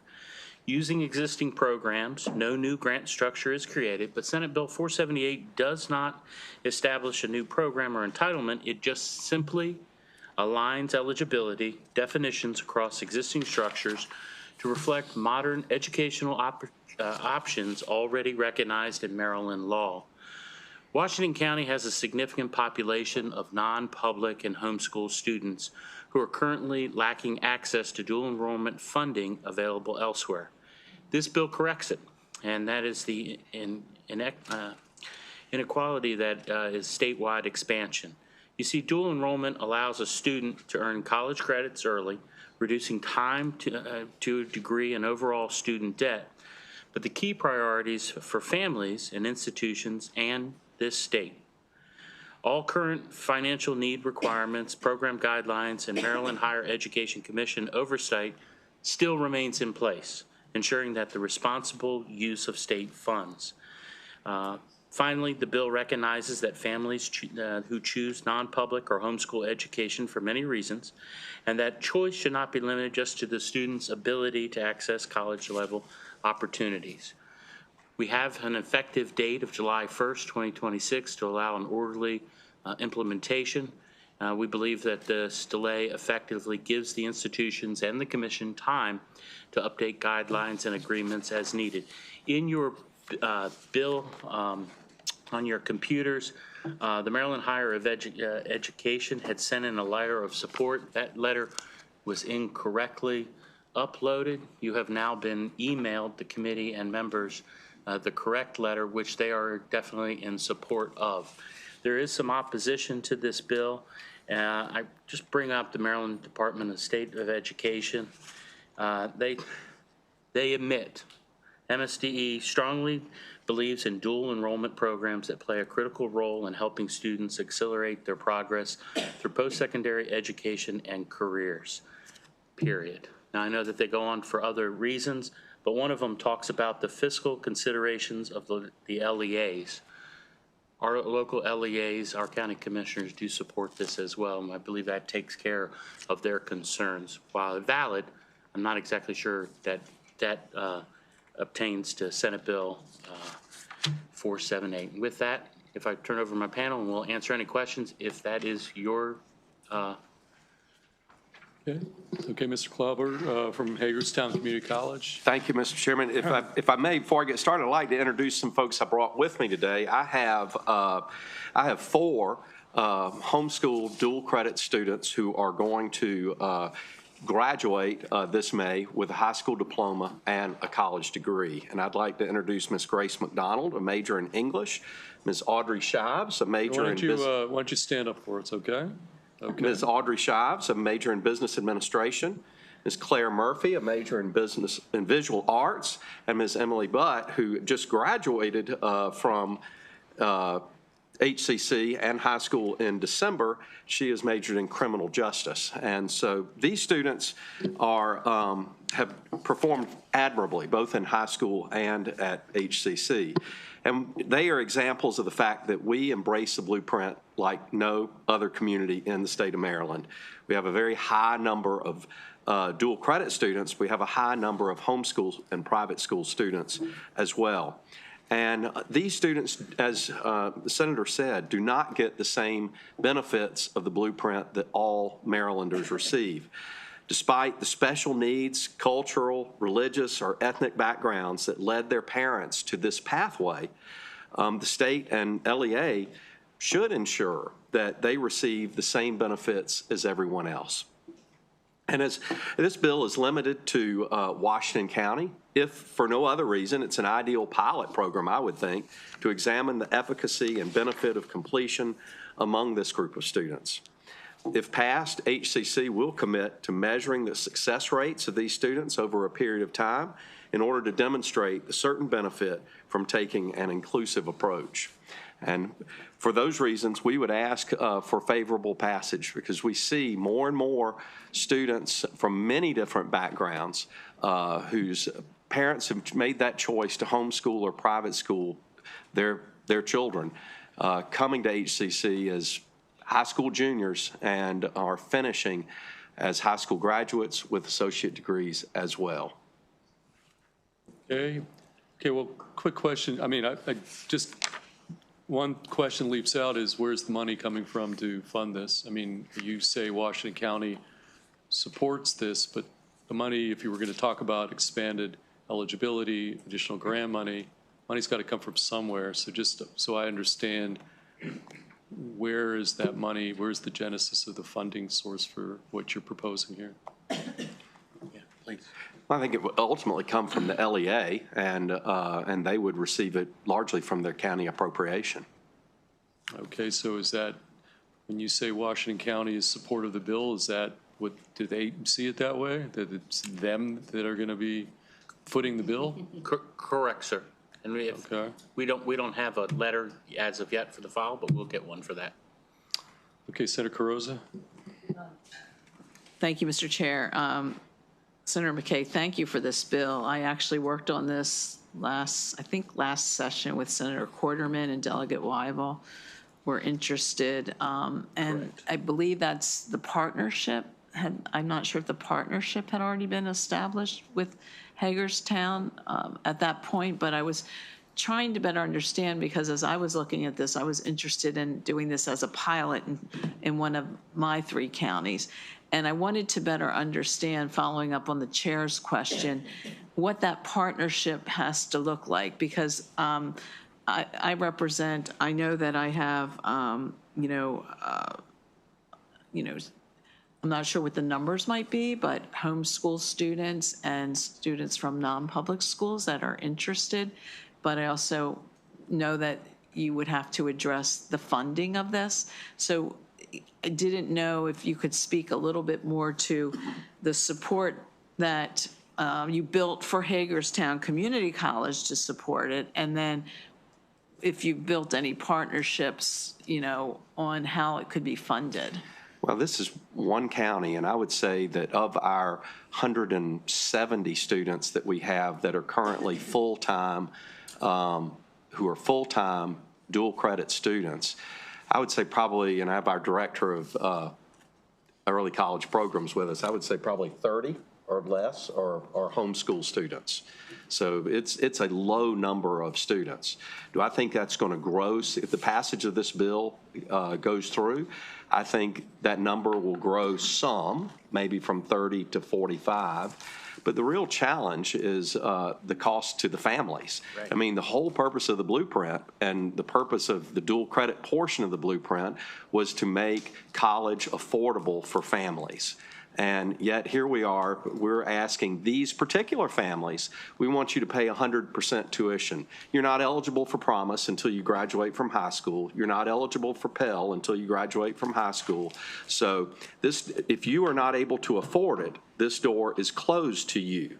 So high-performing, low to moderate income children or students are barred entry under current law. And, just because the parents chose to homeschool them or maybe send them to a church-related school or even a community program at like one of our Hagerstown Islamic Center, they're not going to have that access to HCC programs until after they graduate from high school, and I think that's wrong. It's a fairness issue, and I look forward to working it's an with equity you on issue. this. Correct, Absolutely. and you are correct, Senator. This is it's my turn to put it in on the Senate is work that was created from last year. But I also think we could be unique. I'm a little bit biased, but regardless of the LEAs, county commissioners, and the delegation, we all see that this is an opportunity for us to do what we believe is right, and we shouldn't be holding back certain people just because they fit into a bucket or don't fit into a bucket. And if this can be a pilot program, if that is what the consideration and the will of this committee is, wonderful. But if you're not interested in a pilot program, I wouldn't want that to be held against us either, because we're just trying to do what's right for the students of Washington County. Okay, any additional, Thank you. Any additional questions for Senator McKay or the witness? Seeing none, that's going to conclude the bill here on Senate Bill 478. Senator Washington, you're up next. You've got 3 bills. Do you have any preference on order? Or I'm going to do Senate Bill 672 first. Okay, we're going to call up 672. You've got 2 sponsor panelists, Christina Poosh and Ruth Carolina Reyes. Are they here? Okay. Come on up and join Senator Washington at the table on Senate Bill 672. Senator Washington. Thank you, Mr. Chairman and members of the committee. For the record, Senator Alonzo Washington here to present on Senate Bill 672. This bill intends to expand access to high-quality early childhood education and child care in Prince George's County for children from birth through 3 years old, giving families more flexibility. As we all are aware, there is a lack of educational and developmental opportunities for children birth through 3 years old. It's no secret that Maryland has experienced sharp declines in child care providers while being one of the most, if not the most, expensive states for infant and toddler care. Child care is expensive. Center-based infant care is the costliest type of child care in Maryland, with an average annual cost of families of $19,000. the average childcare costs for infants and preschoolers in Prince George's County 2 to 4 years old range from $12,000 to $13,000, which I think is a little bit off because there's some parents paying $24,000 a year, $2,000 a month for childcare expenses. Limited access to early childhood education and child care resources leaves infants and toddlers excluded from care, possibly leading to families resorting to unlicensed daycare providers, which we don't want more of them here in the state of Maryland. Let me just talk about this bill and what it does. I know this is a local bill, but it requires the Department of Education to consult with Prince George's County and relevant state agencies to develop an implementation and financing plan to expand access to high-quality early childhood education and child care for children between birth and 3 years old, and include in the plan of analysis the cost to parents, to the Prince George's County government, and to the state. The workforce, it requires the plan to do analysis on the workforce needs of early childhood education and child care providers to expand access, the capacity of these providers to serve more children, and additionally, county and state revenue options to expand access. Simply put, we want to develop a strategy and a plan of action on early childhood education, because right now it is totally too expensive to have a child, particularly in Prince George's County. I know I'm being very parochial, but that is my county, and it's one that I know for certain is losing parents to other jurisdictions because of the lack of care and a lack of high quality care that continues to grow in my county. So for these reasons, Mr. Chairman, I'm asking this committee to respectfully request a favorable report on Senate Bill 672. Thank you. Thank you, Senator Washington. Okay, we'll go to our two witnesses. Great.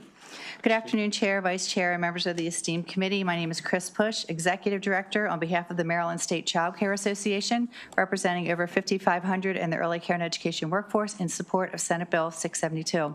This bill takes a thoughtful and responsible approach to one of the most urgent challenges families face and in the workforce today: access to affordable, high-quality child care for infants and toddlers. Care and education for children from birth to age 3 is critically important, the hardest to find, and the most expensive. Strict staff-to-child ratios and regulatory requirements are essential for safety and quality, but they also drive up costs. As a result, families spend on average about 27% of their income on child care, while child care providers struggle to pay competitive wages. The average child care worker earns less than $27,000 a year. This is not sustainable for families, providers, or for our economy. In Prince George's County alone, the average annual cost of infant-toddler care exceeds $23,000 a year. Across Maryland, there are more than 200,000 children under the age of 3. These numbers point to a clear market failure that requires a coordinated, data-driven response. Senate Bill 672 does exactly that. Rather than rushing to solutions without sufficient information, the bill requires the State Department of Education to work collaboratively with Prince George's County and relevant state agencies to develop an implementation and financing plan.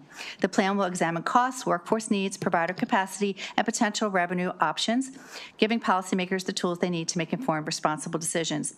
SB 672 lays the groundwork for sustainable, equitable improvements that benefit children, families, providers, and the broader community. And for those reasons, we respectfully urge a favorable report. Okay, thank you. Well, good afternoon. My name is Carolina Reyes.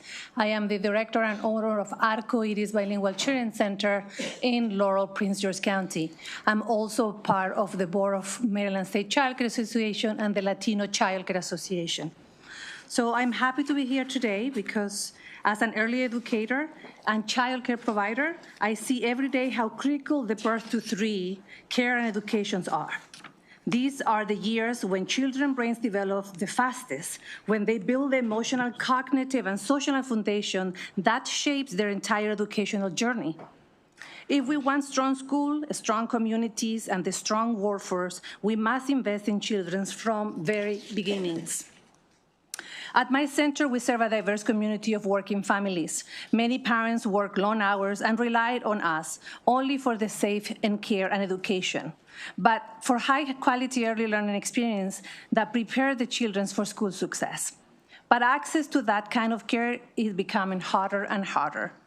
The freeze of the Maryland child care program has placed tremendous strain on the families, and that is why it's important that my county takes the time to analyze how we can support the families from birth to 3. This is why SB 672 is so important. The bill creates a thoughtful, data-driven plan to understand the true cost of care, the workforce needs, the capacity of providers, and the funding required to ensure that every child from birth to age 3 has access to high-quality early learning. Planning is not optional. It's essential if Maryland wants us to be strong and have a great early childhood system. Birth to 3 cannot be forgotten. These years matter deeply, and investment in these benefits is essential. I am very excited to hear my county to be able to invest in this. So please, I respectfully urge you to support SB 672. Yeah.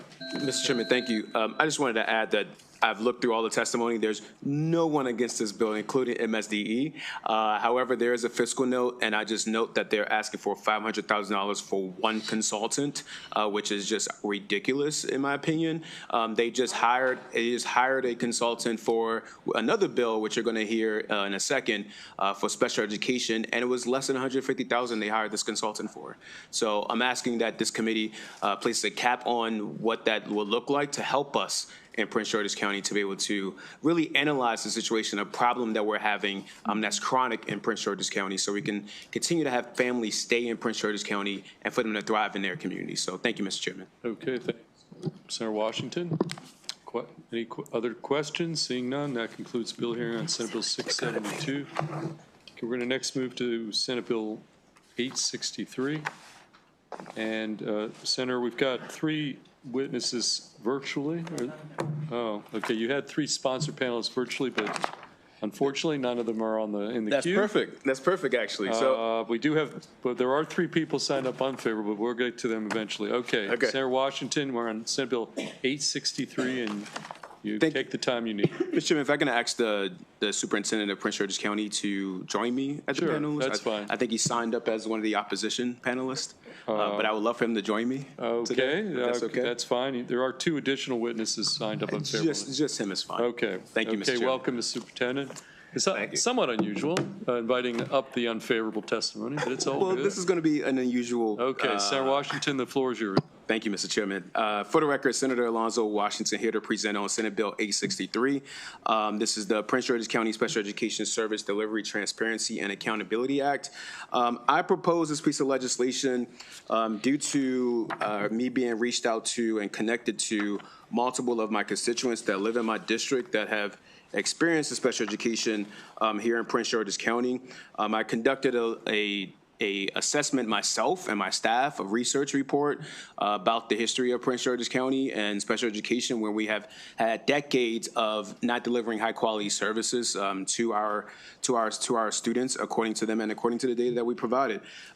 It's just the superintendent this new superintendent has done a fantastic job in closing down the hirings. That we had 242 vacancies before he came on board. I'm really happy to hear about that.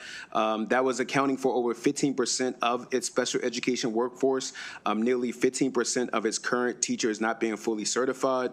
Also, I would just state that there was it's also critical shortages in paraprofessionals, which was a really big issue here.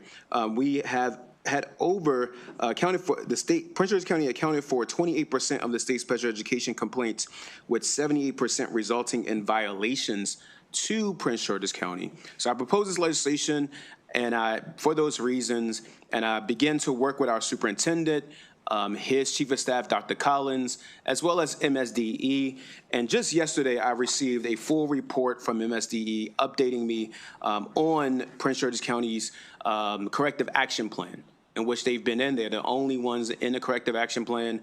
And I've been pretty impressed after reviewing this of the work that the superintendent and his staff and everyone has been doing on special education and his attentiveness to this issue. In the very first meeting that he had publicly with us, his #1 topic was special education. And I really did appreciate that. So I know that, this report is doing exactly what this bill is asking for and answering those things. So with that, Mr. Chairman and members of the committee, I want to thank the superintendent for all of his hard work and what he's been doing and what the plans that he plans to implement for our county.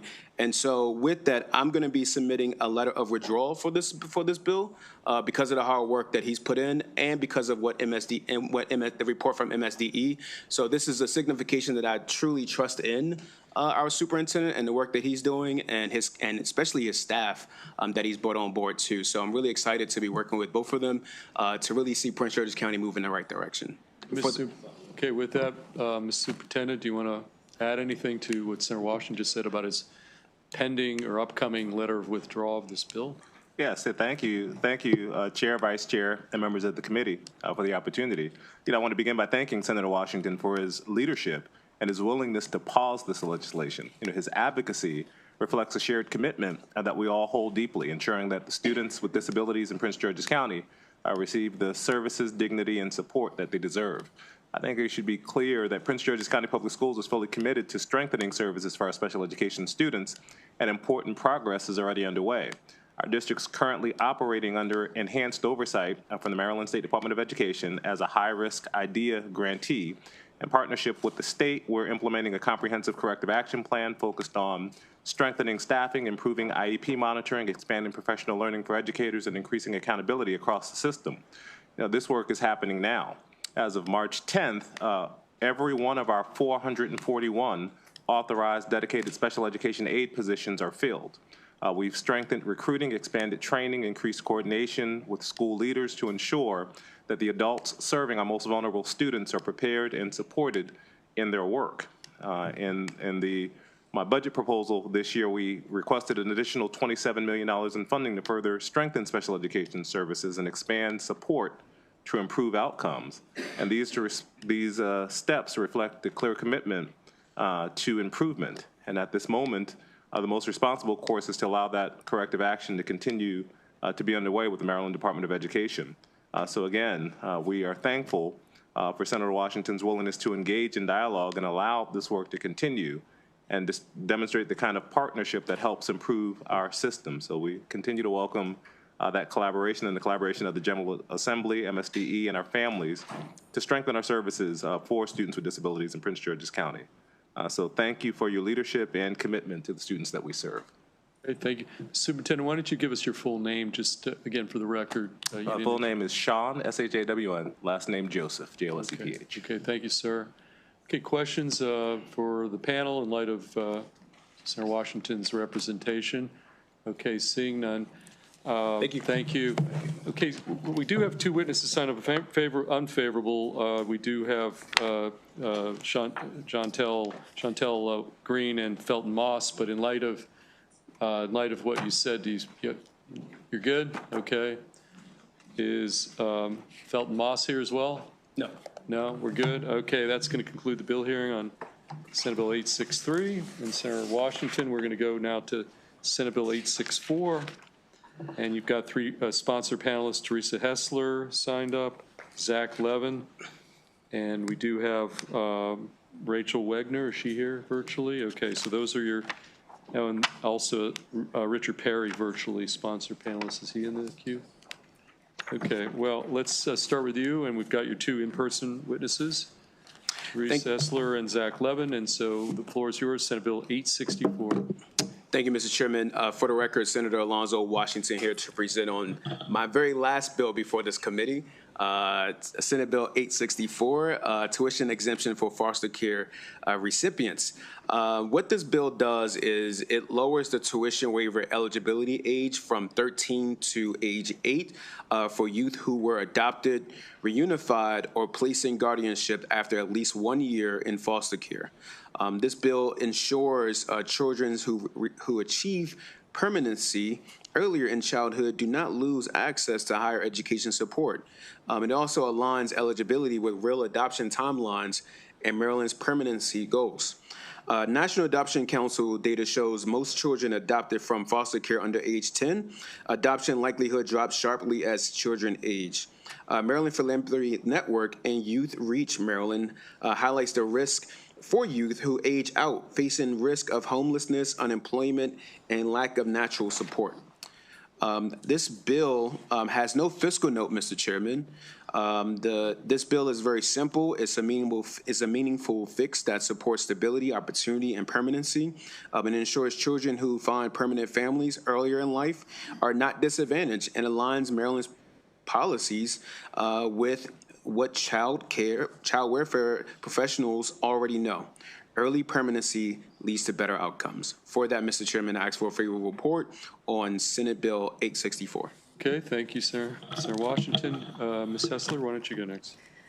Thank you, and good afternoon, Mr. Chair, Madam Vice Chair, and members of the committee.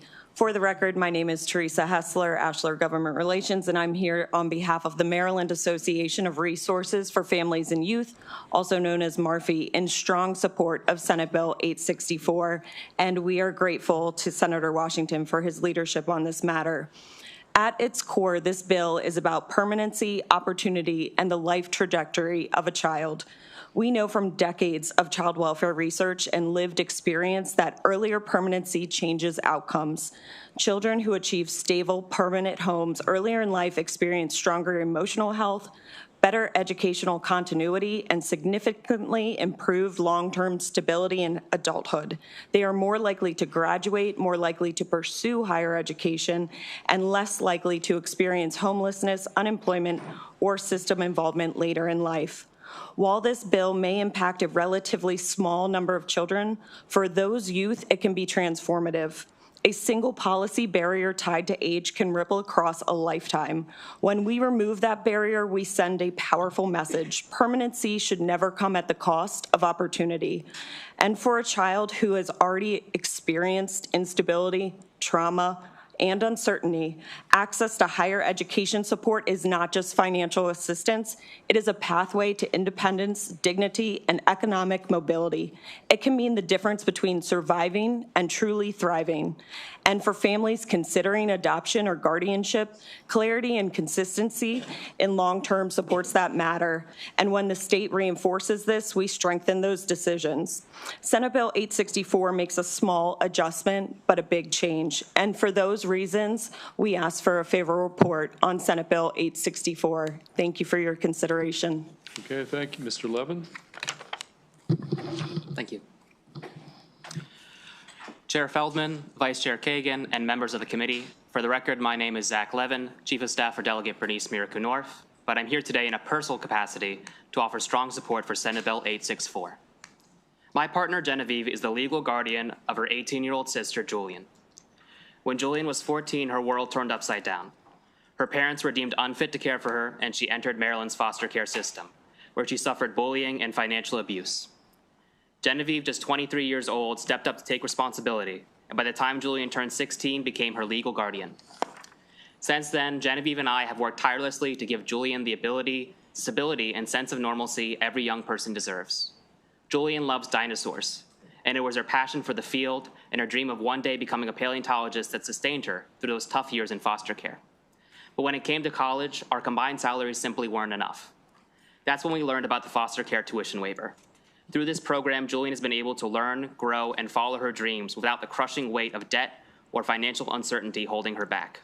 She's been accepted to the University of Maryland, including its prestigious FIRE program. Genevieve and I couldn't be prouder. But Senate Bill 864 is about every child this program leaves behind. Under current law, a young person must have been in foster care on or after their 13th birthday to qualify. This bill lowers that threshold to age 8. It also removes a quiet disincentive. Families considering adoption of a child aged 8 to 12 must currently weigh whether they'll be able to afford that child's college education. Maryland policy should encourage early permanency, not complicate it. We should not be telling a child adopted at 12, you found a family too early to qualify. Not because they needed less help, not because their trauma was less significant, but simply because they found permanency sooner. For all these reasons, I respectfully urge a favorable report on Senate Bill 864. Thank you for your time, and thank you to Senator Washington for inviting me to testify. Okay, let's take questions for the witnesses. Okay, seeing none, thank you, Senator Washington. Two witnesses. We do have some virtual witnesses, so let's, who do we have in the queue? Okay, so we're going to take Rachel Wegner and Richard Perry are in the queue. We'll take their testimony when we find one or both of them. Okay, Ms. Wegner, we do see you. And you're on the up to 2-minute clock in support of Senate Bill 864, and you can start whenever you're ready. Thank you. Thank you so much. Good afternoon, and thank you to Chair Feldman, Vice Chair Kagan, and members of the committee today for your time. My name, as you've heard, is Rachel Wegner. I work for the Center for Adoption Support and Education, or CASE. I am here to offer strong support and urge the favorable report of Senate Bill 864. CASE provides mental health services to children and families touched by adoption, foster care, kinship care, and guardianship. CASE serves over 600 children per year.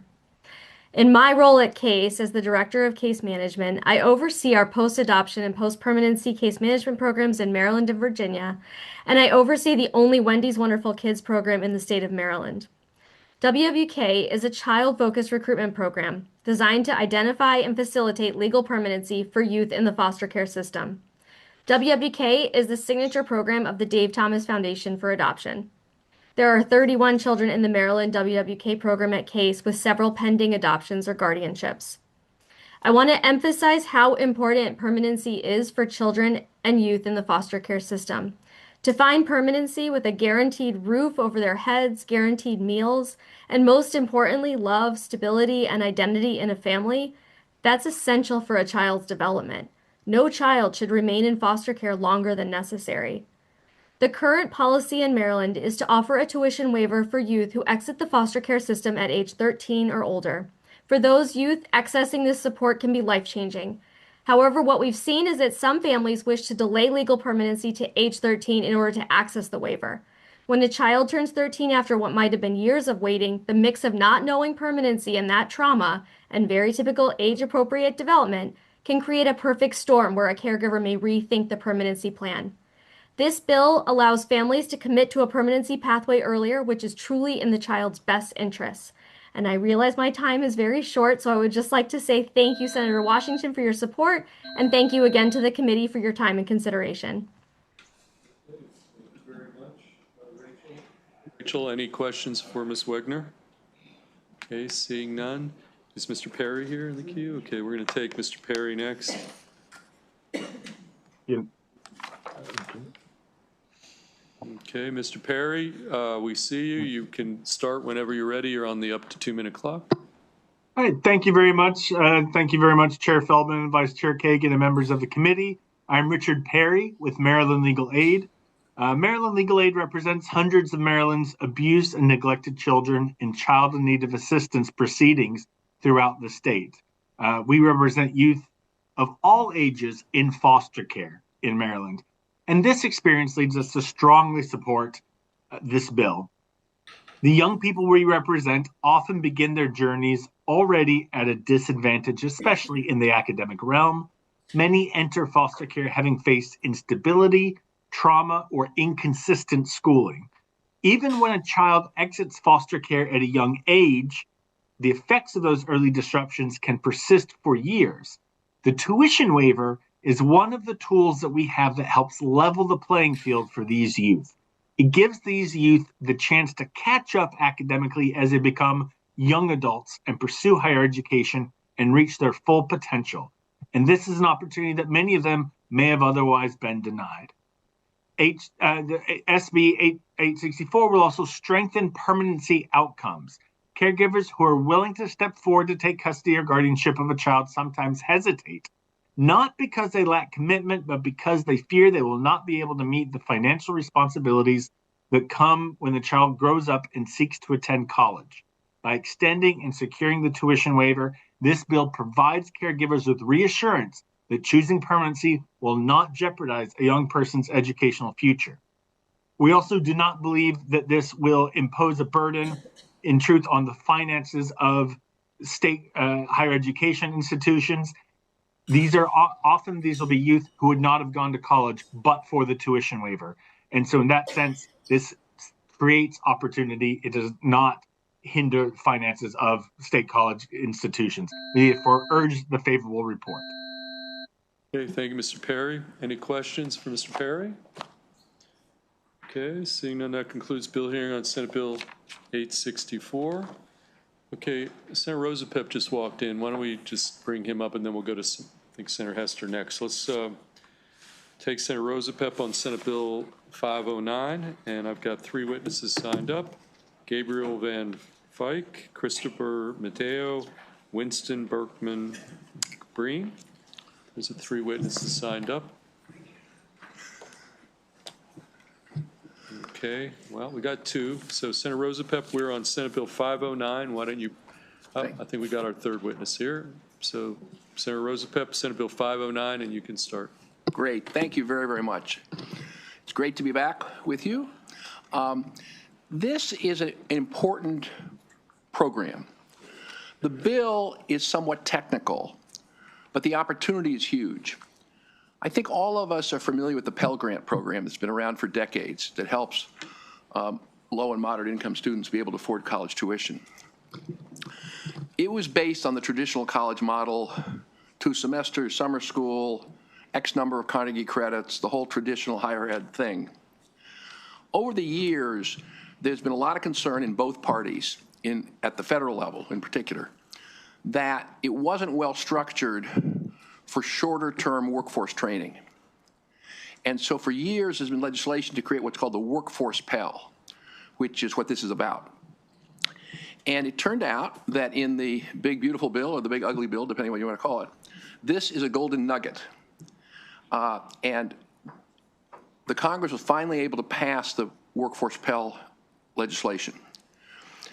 The way it is set up is that it can be for shorter term courses, basically up to 6 weeks, as opposed to the semester system. The federal law requires the states to set up a system to oversee it. And that's what this bill is basically designed to do, is to set up the state system to make it work in Maryland. And I've worked very closely over the past, now it's 8 months since we learned about this, with the governor's office, with the Labor Department, with the Higher Education Commission, and with national groups to come up with a framework that we think will work. The state will have the responsibility of choosing which programs are approved in Maryland to benefit from workforce Pels. Under the federal law, they can only be what are called Title IV institutions, which, with some exceptions, are basically your traditional colleges, including community colleges. And people assume that community colleges are going to be the major players in this. Although, as you probably know, Kurt Schmoke has been pushing University of Baltimore to become very involved in apprenticeships in particular and workforce more generally. As you can imagine, as I was working on this, I wanted to try to make it particularly apprenticeship friendly, because historically, workforce higher ed programs have not included a work component. They're training and then you go to work, like traditional education. And so the legislation was passed sort of on that assumption. People weren't thinking much about apprenticeships, but some of us were, including Rachel Stevens Parker, who is the executive director of the Governor's Workforce Board.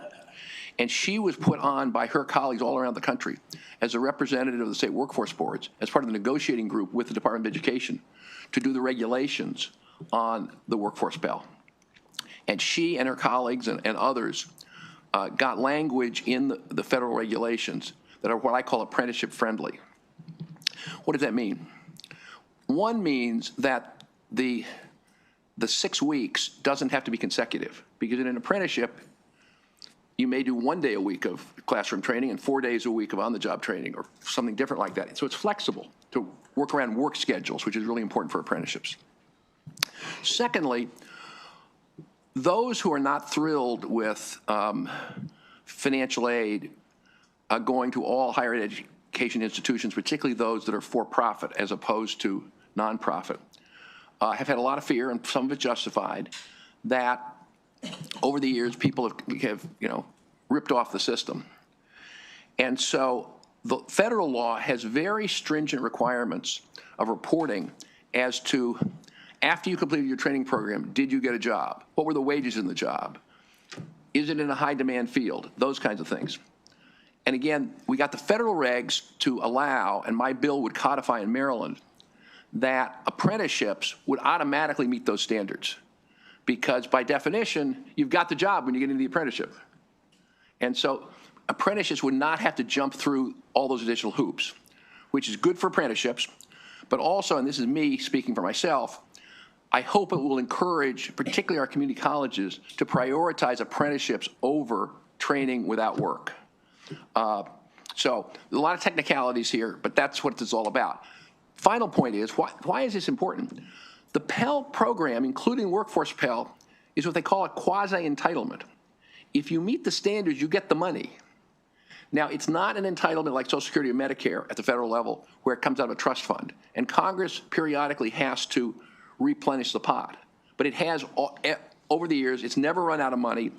And the reality is that if we get this right, we can pull hundreds of millions of dollars into Maryland for essentially, for my priority, classroom instruction that goes with apprenticeship. So that's why I feel so strongly about it and sort of put work into it. Thank you. Sorry for the long-winded explanation, Mr. Chairman. All good, all good. Important subject. Okay, do we have a particular sequence, Senator Rosa Pep? Who do you want to lead? I can go ahead. Lead follower, get out of the way. Okay, each of you are going to be on our up to 2-minute clock, okay? Sure, Sir, thank why you. don't you start? We'll go down the table. Okay, good morning, Mr. Chair, Madam Vice Chair, and members of the committee. My name is Gabrielle Van Fyke, representing the Maryland Workforce Alliance, and I'm here to testify in support of Senate Bill 509. MWA empowers a diverse network of stakeholders, including unions, trade associations, and employers, to create, expand, and optimize high-quality work-based learning programs, fostering a skilled, diverse, and adaptable workforce that drives Maryland's economic prosperity and strengthens communities. Now allowed through the Big Beautiful Bill, expanding Pell Grant funding to short-term workforce training programs will expand opportunity for all Marylanders. The Federal Department of Education just put out their proposed rules on Pell Grant funding, and we thank Rachel Stevens Parker, the Executive Director of the Governor's Workforce Development Board, for her leadership, and also thank Senator Rosa Pep for bringing this bill forward. As more residents seek alternatives to traditional post-secondary education, this funding will help training partners align with industry demand, promote greater economic mobility and career advancement, and enhance Maryland's competitiveness. MWA supports this bill especially because we believe this funding will build more pathways into registered apprenticeship, which is a fundamental component to the building trades industries and other key industries in the state, including healthcare and IT. Implementation should not be difficult. Community colleges across the state already work with workforce programs and registered apprenticeships, and adding this additional funding stream would likely take minimal additional administrative effort, and this ease of implementation will quickly lead to increased opportunities for both workers and employers. We believe the cost for implementation will be relatively low, while the payoff will be quite high. For these reasons, we respectfully request a favorable report on Senate Bill 509. Thank you very much. Okay, thank you. Next witness. Hello, good afternoon. My name is Christopher Medeo from the Institute for College Access and Success. SB 509 is a strong bill that sets student-focused implementation standards. It includes a certain number of student protections as well that we think are very important, which are the 4 protections in subsection E on pages 5 and 6. I'm going to touch on those. The first one ensures that schools do not contract out instruction to unaccredited companies. The Department of Education in Washington acknowledges that there is a risk here with contracting out the instruction to other companies, but it's still going to let schools outsource up to 25% of the instruction to an unaccredited company. Some of the risks we have seen are schools that have not made students aware that there is a company and not the school's own teachers instructing the program. And another problem is that the quality of the teaching isn't always as good because the teachers they're not accredited at this company. And also if the company makes money based on the number of students it enrolls. I have specific examples of this in my testimony. The bill protects students by requiring workforce Pell programs to be fully taught by teachers working at the accredited school, with flexibility given to programs for registered apprenticeships, because there's already protections built in for apprenticeship programs. Another provision ensures that programs are affordably priced. The Department of Education didn't do anything to keep the cost of these workforce Pell Grant programs affordable, particularly at for-profit colleges that are known to have overinflated prices. To fix that, this bill sets a limit on the cost of the program at the maximum amount of Pell available for the program. So the neediest students wouldn't need to pay really any more, but students who have less need would pay the difference. So this protects out-of-control costs. Other provisions ensure that students are not pushed to predatory loans and ensures that credits can transfer. So thank you for your time. We ask for a favorable report. Okay, thank you, sir. Thank you. My name is Winston Berkman-Breen. I'm with Protect Borrowers. We're a nonprofit policy organization focused on household consumer credit and debt, including education debt. Thank you, Chair, Vice Chair, and Committee. We are proud to support SB 509. I'll actually be brief as my colleague Chris here touched on a lot of the points. I just really do want to stress the risk that when you have federal financial aid programs, it can sometimes send out a beacon for predatory boot camps, for-profit schools, online programs, and I think some of the provisions that you heard from the sponsor and from my colleagues really do address those risks very specifically.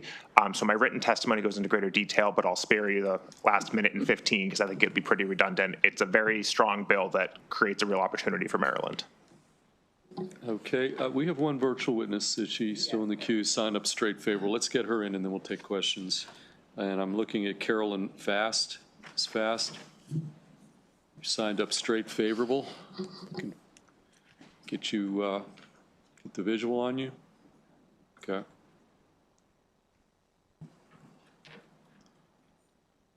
Okay, Ms. Fast, you're here on Senate Bill 509, and you're a straight favorable. So why don't you start? Thank you very much. Thank you very much. You can start. Thank you very much. My name is Carolyn Fast, and I appreciate the opportunity to testify. Okay.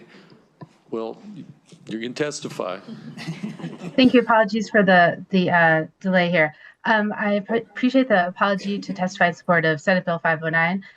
As has been pointed out by the prior witnesses, Congress recently expanded Pell Grant eligibility, which does provide opportunities for students, but also poses some risks for students. Short-term workforce programs under this expansion can be offered by for-profit colleges as well as community colleges. And this does raise some concerns about risks to students for investing in programs that may not lead to benefits for students and may lead them to exhaust their Pell Grant eligibility as a result.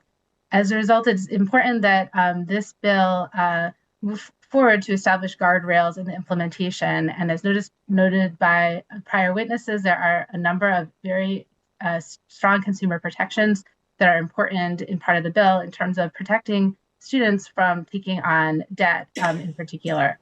So as a result, and as detailed in written testimony, we ask for a favorable report on this bill. Okay, thank you. Any questions for either Senator Rosapep, the three in-person witnesses, or virtually Ms. Fast? And Vice Chair Kagan, you have a question? Thank you, Mr. Chair. Senator Rosapep, thank you for your ongoing leadership, commitment, insight, creativity, all that. It's not 311, but it's the best I can do. It is not that, but I love you anyway.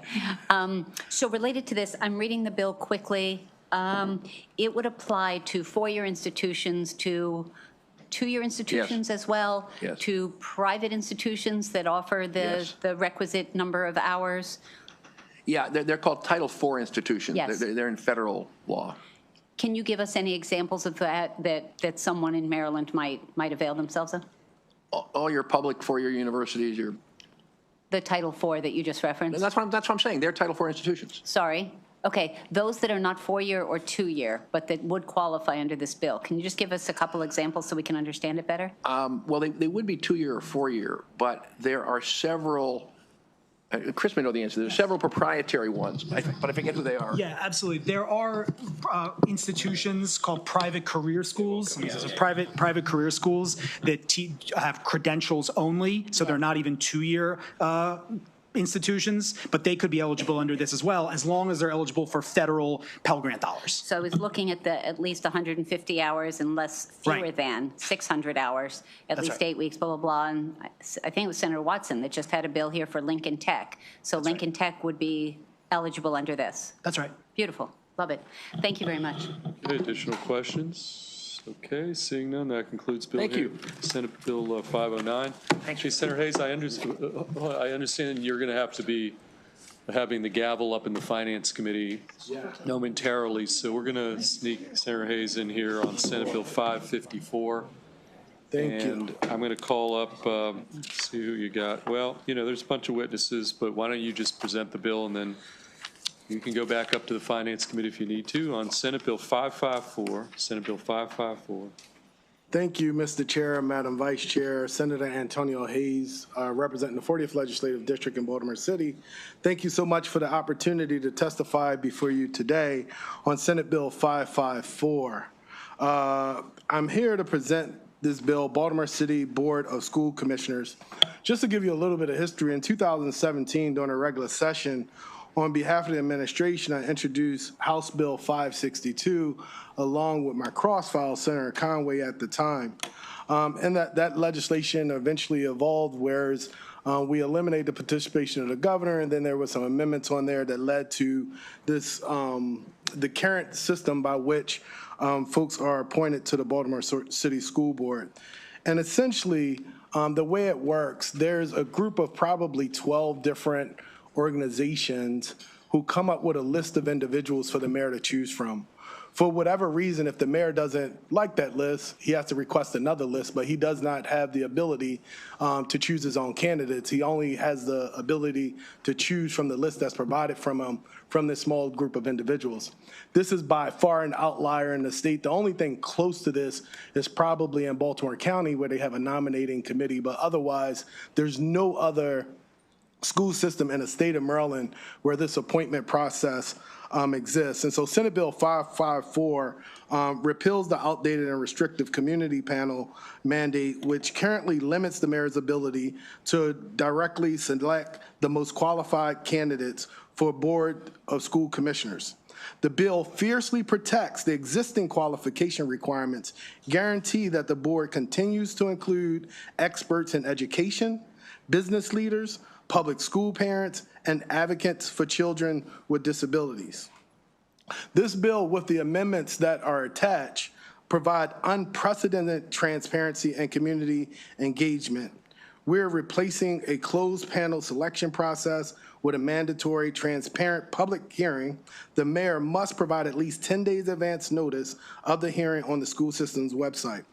The public at large, along with dozens of specified community organizations, from teachers' unions to neighborhood associations and civil rights groups, are explicitly guaranteed an opportunity to present their views.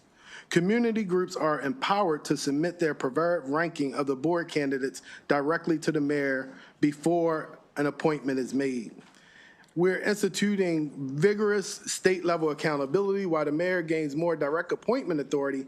Every mayoral appointment to the board will now be subject to the confirmation of the Senate of Maryland. This ensures nominees undergo the same rigorous statewide vetting process as other high-level state appointees. And lastly, the amendments that you received also provides funding for the various school board members. So the opposition that you'll see, which is plenty in the book, really address the bill as introduced. It does not address the amendments before you. The opposition really identifies 4 areas.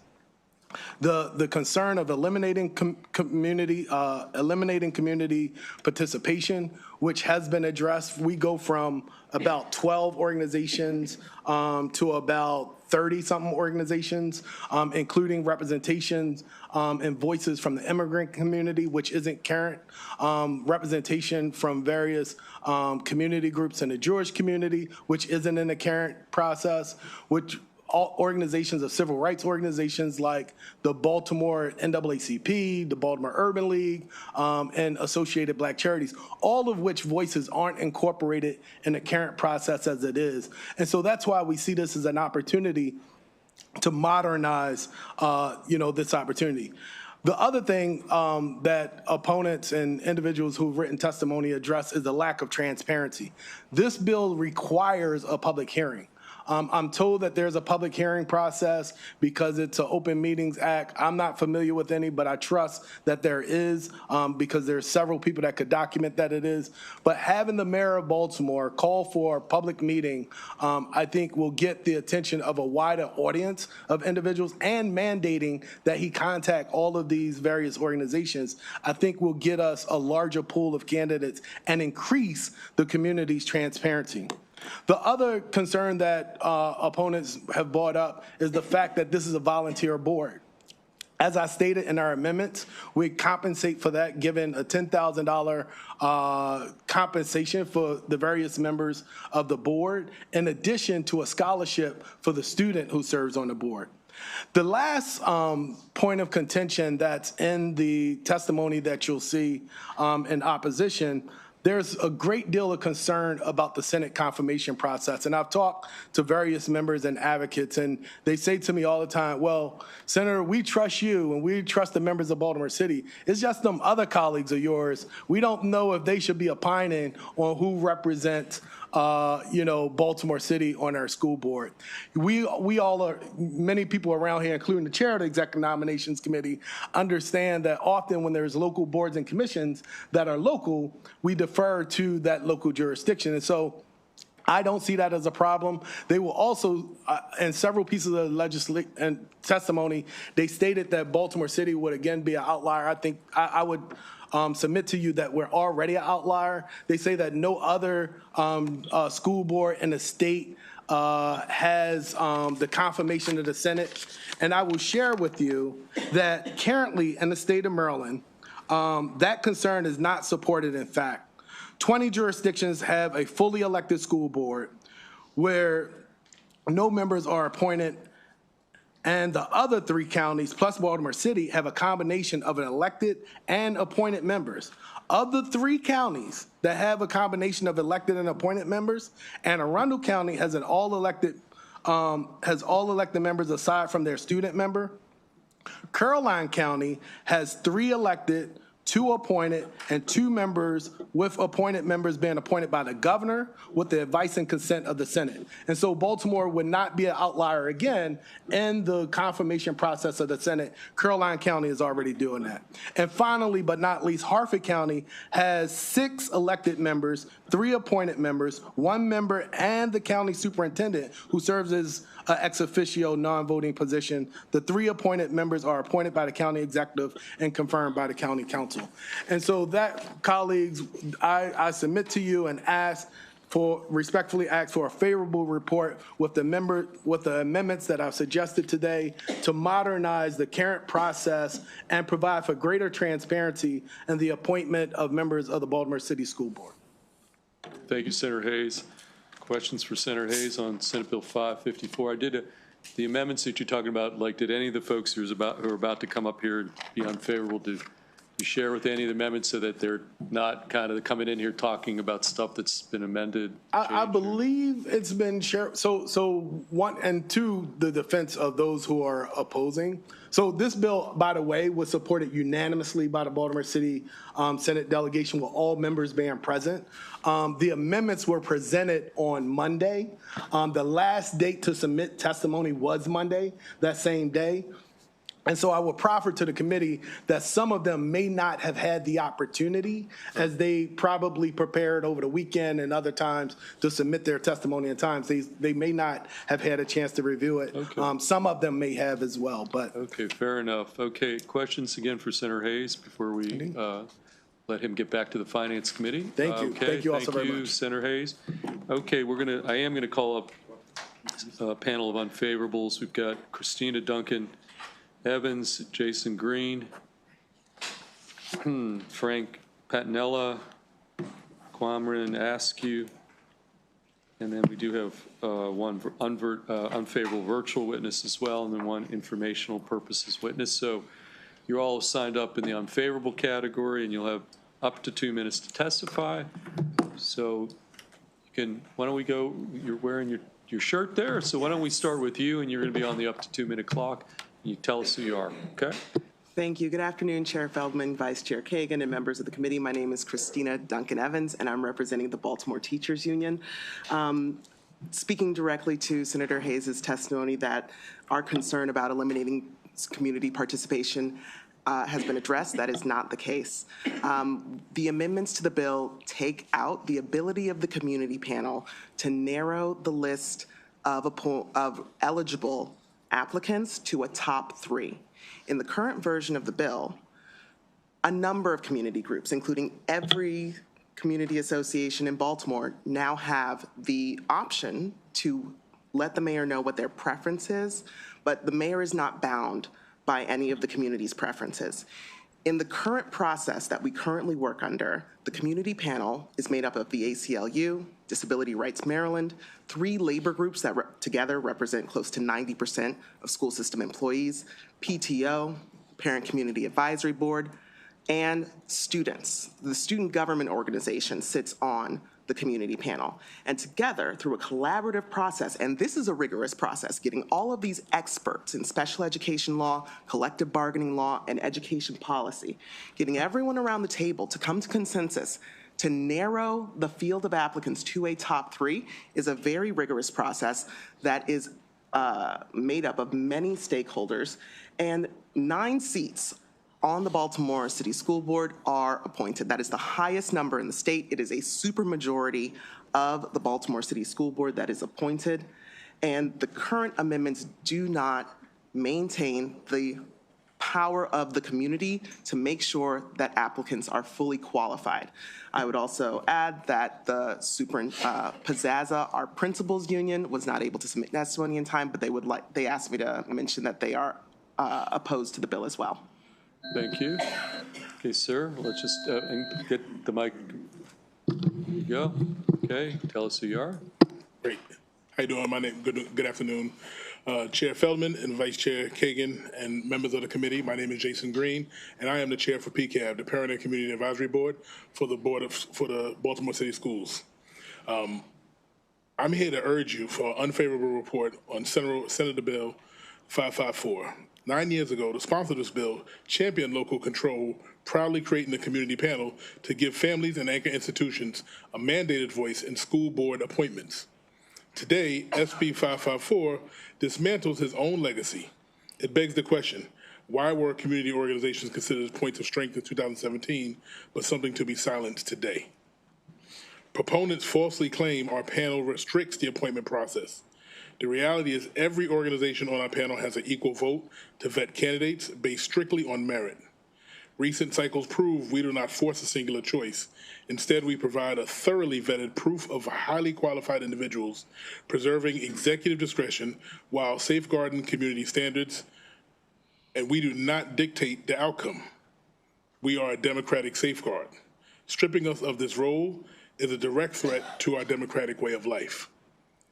Furthermore, the bill creates an unequal double standard. Baltimore City would become, as Senator Hayes said, one of only 3 districts in Maryland forced to seek state Senate confirmation for local board appointments. Some use state funding as an excuse, but school funding is tied to student needs, not the governance whims of adults. State funding is not a free pass for paternalism over predominantly Black and brown communities. More than 70,000 families depend on city schools, yet this bill initially advanced with 0 public notice. True equity means trusting the people closest to the classrooms to vet their leaders. Look at the parents and advocates fighting for the seat at the table today.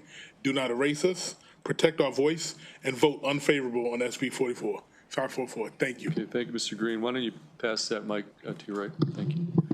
Okay, sir.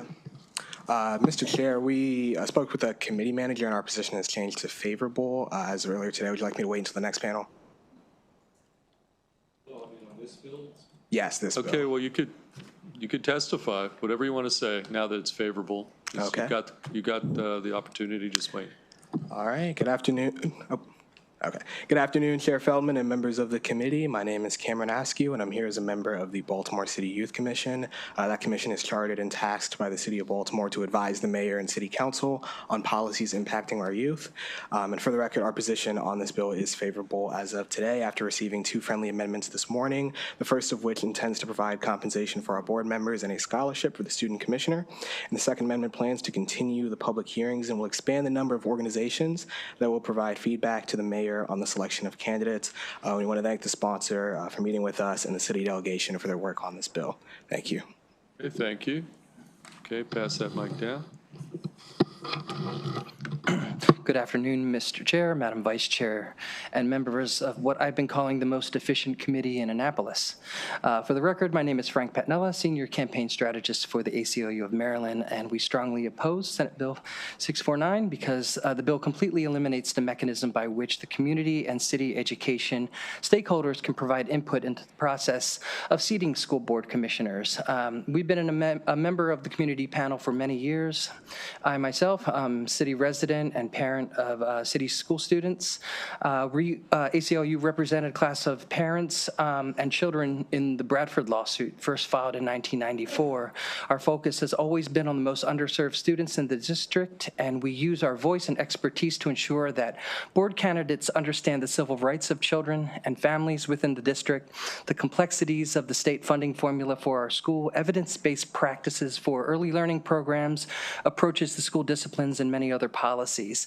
The panel includes a dozen other members that represent broad and diverse constituencies throughout Baltimore City, and they come to the table with a broad range of knowledge and diverse perspectives, all of which are laid out on the table while we are deliberating on the qualifications of applicants for the board. The process for filling one seat usually takes weeks. It's tedious but very thorough and an intentional process, as it should be. Right now, there are only 2 elected members of the board, and the rest are appointed by the mayor, chosen among a pool of candidates vetted by the panel. I've had conversations with many parents and other stakeholders over the years, and many want the board to be fully elected so that the people of Baltimore can have direct input over who's governing the schools. Passing this bill will remove the only democratic mechanism in the current process, and for all intents and purposes, it would put all the power in the mayor's hands to fill the seats. And if the mayor wants others at the table to provide input, I don't think there's anything in the way of that. To close, any proposals to change structure on the school board deserves a full conversation over many months, and we just heard about the Senate delegation vote a night before it happened. So this has not been vetted fully. Thank you. Okay, thank you. Okay, we do have, why don't we just pull the 2 virtual witnesses up who are both also unfavorable. Let's just get them in the queue and then we'll take questions. Okay, let's see who we got here. We got Ms. Ogbu. She is here, Ms. Ogbu, and then secondly, Ron McFadden is the other witness. So, okay, Mr. Ogbu, you're signed up unfavorable, and you can start whenever you're ready. Okay? Thank you. Can you hear me? Yes, we can, sir. All right. Good afternoon, members of the Senate Education, Energy, and Environment Committee. My name is Annie Quinze Obwe, and I'm a proud resident of District 43A, Baltimore City, and a proud parent of 2 children who attend our neighborhood zone school. I would like the committee to vote SB 554 unfavorable. This bill proposes that Baltimore City becomes the only school district where appointed school board members are confirmed by the state Senate. While I respect the Senate and the Baltimore City Senate delegation's roles in state government, Senate confirmation effectively reduces Baltimore City's autonomy to select its appointed board members, setting it even more out of step with the 23 fully elected or majority elected school boards in Maryland and across the United States and in the largest majority African-American counties. One argument offered in favor of this bill is that the city receives a large share of state funding via the blueprint. Therefore, the state should play a larger role in selecting appointed board members. However, 4 counties receive a greater percentage of state funding, which are located in the reference in my bill or in my document, and they have fully elected or majority elected school boards. So why should Baltimore City be treated differently? I believe in local control, especially for Baltimore City. We fought for local control of Baltimore Police Department. We've removed the governor from appointing school board members jointly with the mayor, and we're fighting for more local power to make decisions about transit service that MTA provides to the Baltimore region. In that respect, Senate confirmation moves the city in the wrong direction, away from the local autonomy and self-determination that our neighbors enjoy. In my opinion, the only way that repealing the community panel makes sense is by making the school board fully elected or majority elected. Any organization, including those on the community panel and those amended in this bill, can hold events with candidates running to be elected for school board and vet them with voters in a public setting. The electoral process is the most direct form of community involvement and engagement that we should be fighting for. Also, in 2022, I advocated with educators and families in support of SB 157 to add voice. I just want to say I support the compensation, but I do still urge an unfavorable report if Senate confirmation is left in the bill. I respectfully close my testimony and defer back to the committee. Thank you. Okay, thank you, sir. Let's take one final witness. We've got Mr. McFadden virtually, then we'll open it up to questions for all the unfavorables. Mr. McFadden, you can begin whenever you're ready. You're signed up unfavorable. This should be for information purposes, Chair Feldman. Good afternoon, Chair Feldman. Mr. McFadden, my apologies. You're signed up again for information purposes only. My mistake. No worries at all. Good afternoon, Chair Feldman and Vice Chair Kagan and members of the committee. In the Maasai tradition, the common greeting is Keserian Ingera, and it means, how are the children? The expected response is, the children are well, because if the children are well, the community is well. James Baldwin once reminded us that children have never been very good at listening to their elders. They've never failed to imitate them. Together, these ideas remind us of something simple but important. The systems adults build are the systems children inherit. I'm Ronald McFadden, a son of Baltimore, an educational leader and a doctoral researcher studying educational leadership and equity. I also served as the immediate past chair of the Baltimore City Board of School Commissioners. And in my research, I analyzed graduation rates across Maryland school districts from 2022 to 24 as readily available, examining whether school board governance structure, elected versus hybrid or appointed, was associated with student outcomes. Governance structure was not a statistically significant predictor of graduation rates. However, when race was included in the analysis, race became a strong and statistically significant predictor, with Black students graduating at significantly lower rates than Asian students and white students also graduating at lower rates than Asian students. Race explained about 23.5% of the variation in graduation outcomes, and governance structure did not change those racial disparities. Those results should not surprise us. Baltimore once operated two separate school systems, one for white children and one for Black children. Legislatively mandated redlining concentrated Black families and neighborhoods, systemically denying investment, including in our schools. Today, Baltimore City schools operate the oldest portfolio of school buildings in Maryland, and the current graduation rate is 71.71%, nearly 15% lower than the state averages. These disparities are not accidental, they're generational. While governance matters for accountability and trust, the data suggests something deeper. Structural inequities affecting Black and marginalized students cannot be solved through governance structure alone. So if we're serious about improving outcomes for children, we must also ask, do we truly know how Baltimore's children experience the schools we are building for them? Okay, you can wrap up. And do the children, thank you, and do the children believe in what we are creating for them? Governance shapes leadership, but systems and history shape outcomes. Thank you. Okay, thank you, sir. Okay, we're going to open up to questions for any of the witnesses at the table or virtually with Mr. McFadden. Okay. Mr. Chair. Yes, Senator Attar. Thank you, Mr. Chair. This question is for any of you that are testifying in opposition. You mentioned that you were made aware after the vote, so I know I received a lot of concerns from you all. Just to be clear, that came after the Baltimore City delegation took a vote on it? That's correct. We were initially notified on a Thursday that the bill would be discussed on a Friday. We later learned that day that it had already been voted on Monday. The delegation invited Baltimore Teachers Union and the Baltimore City School Commissioners to send a representative. We were able to attend the Friday meeting and speak on the bill, but it had already been voted on when we learned that the bill would be heard by the delegation. We did not have the opportunity to speak with senators before the bill was voted on.